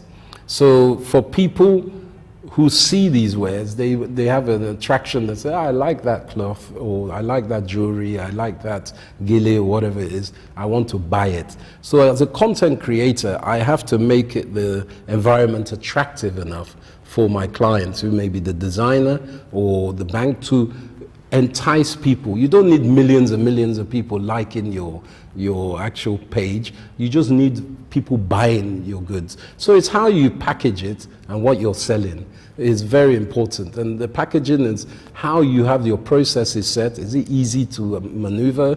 Is it easy to contact you? Is it easy to pay for something? Your delivery is very important as well. Who delivers for you? So I think it's all these parts play a part in making the whole of the business side. Your pricing is also important.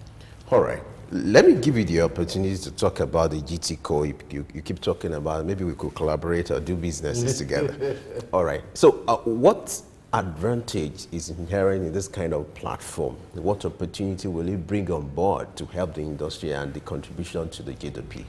It's a very good question. Again, I like this because for us, it's about promoting enterprise.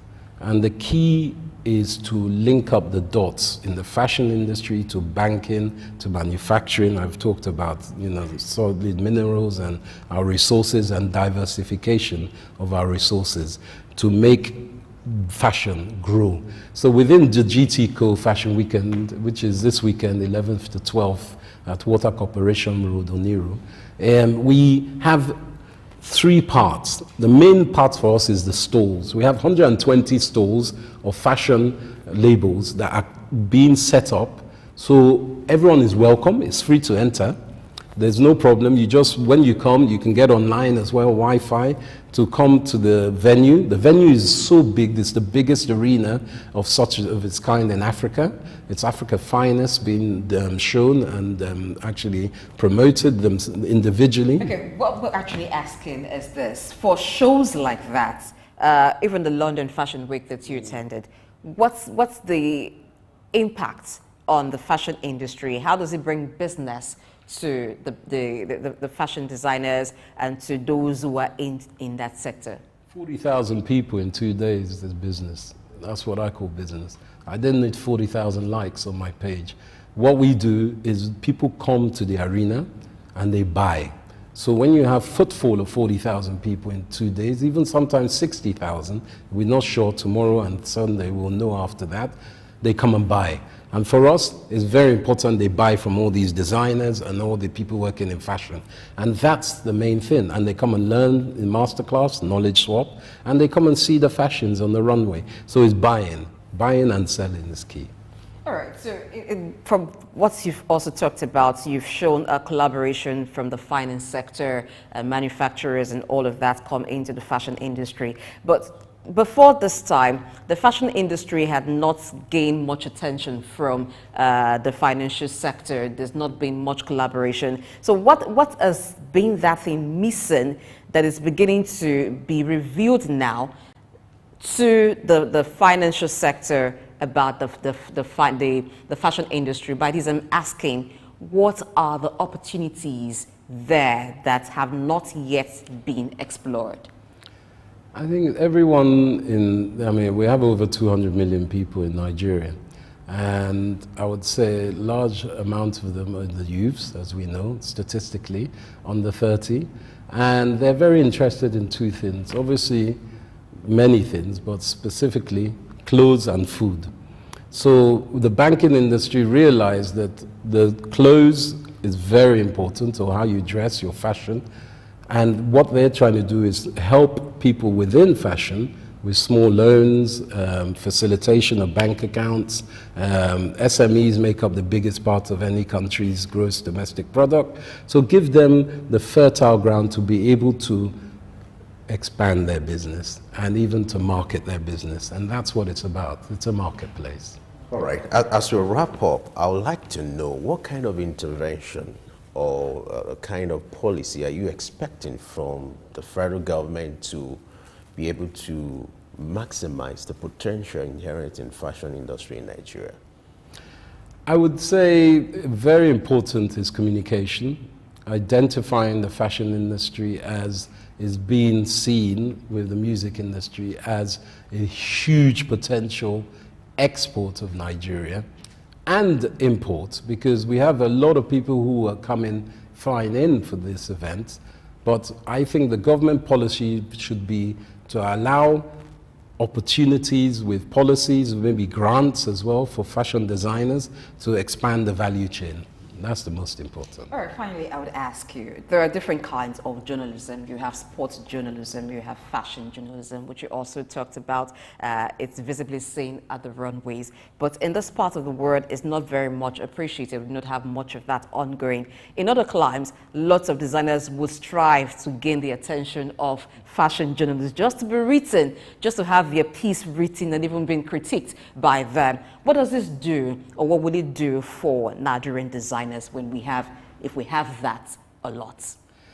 I think it's important to also accentuate that the social media, they feel they can do it themselves. They have influencers to do that. So it makes journalism a bit more challenging. But I think it is important because the journalism, like you'll find Soup TV channel, is online and it streams to the right people and the right demographics. So designers need to work with journalists to expand their remit and their audience, because you can't all think you're an island yourself. You need to work with others. And I think collaboration with journalists and respect of journalism is very important in the fashion industry. And I know that I have to say thank you very much for being on the show today. It's been great having you. Thank you very much. All right, we've been talking with Baba Jala Ekbega, the chairman and founder of EMC3, who's a content creator, is also a fashion designer, is a fashion enthusiast as well, as you clearly see on him. That's been the show today. Thank you for watching. It's Friday, and we thank God it is Friday, of course. That means you have the privilege now to go have your weekend, enjoy, make sure you have enough rest, but also strategize ahead the coming week so that you have a fruitful and very rewarding week. I am blessing AHA. All right, while you're making plans for your weekend, you can also make plans for a catch-up of this program on our YouTube platform, or you go on our social media platform at Soup News. I am Femi Ayodele. Have a great weekend.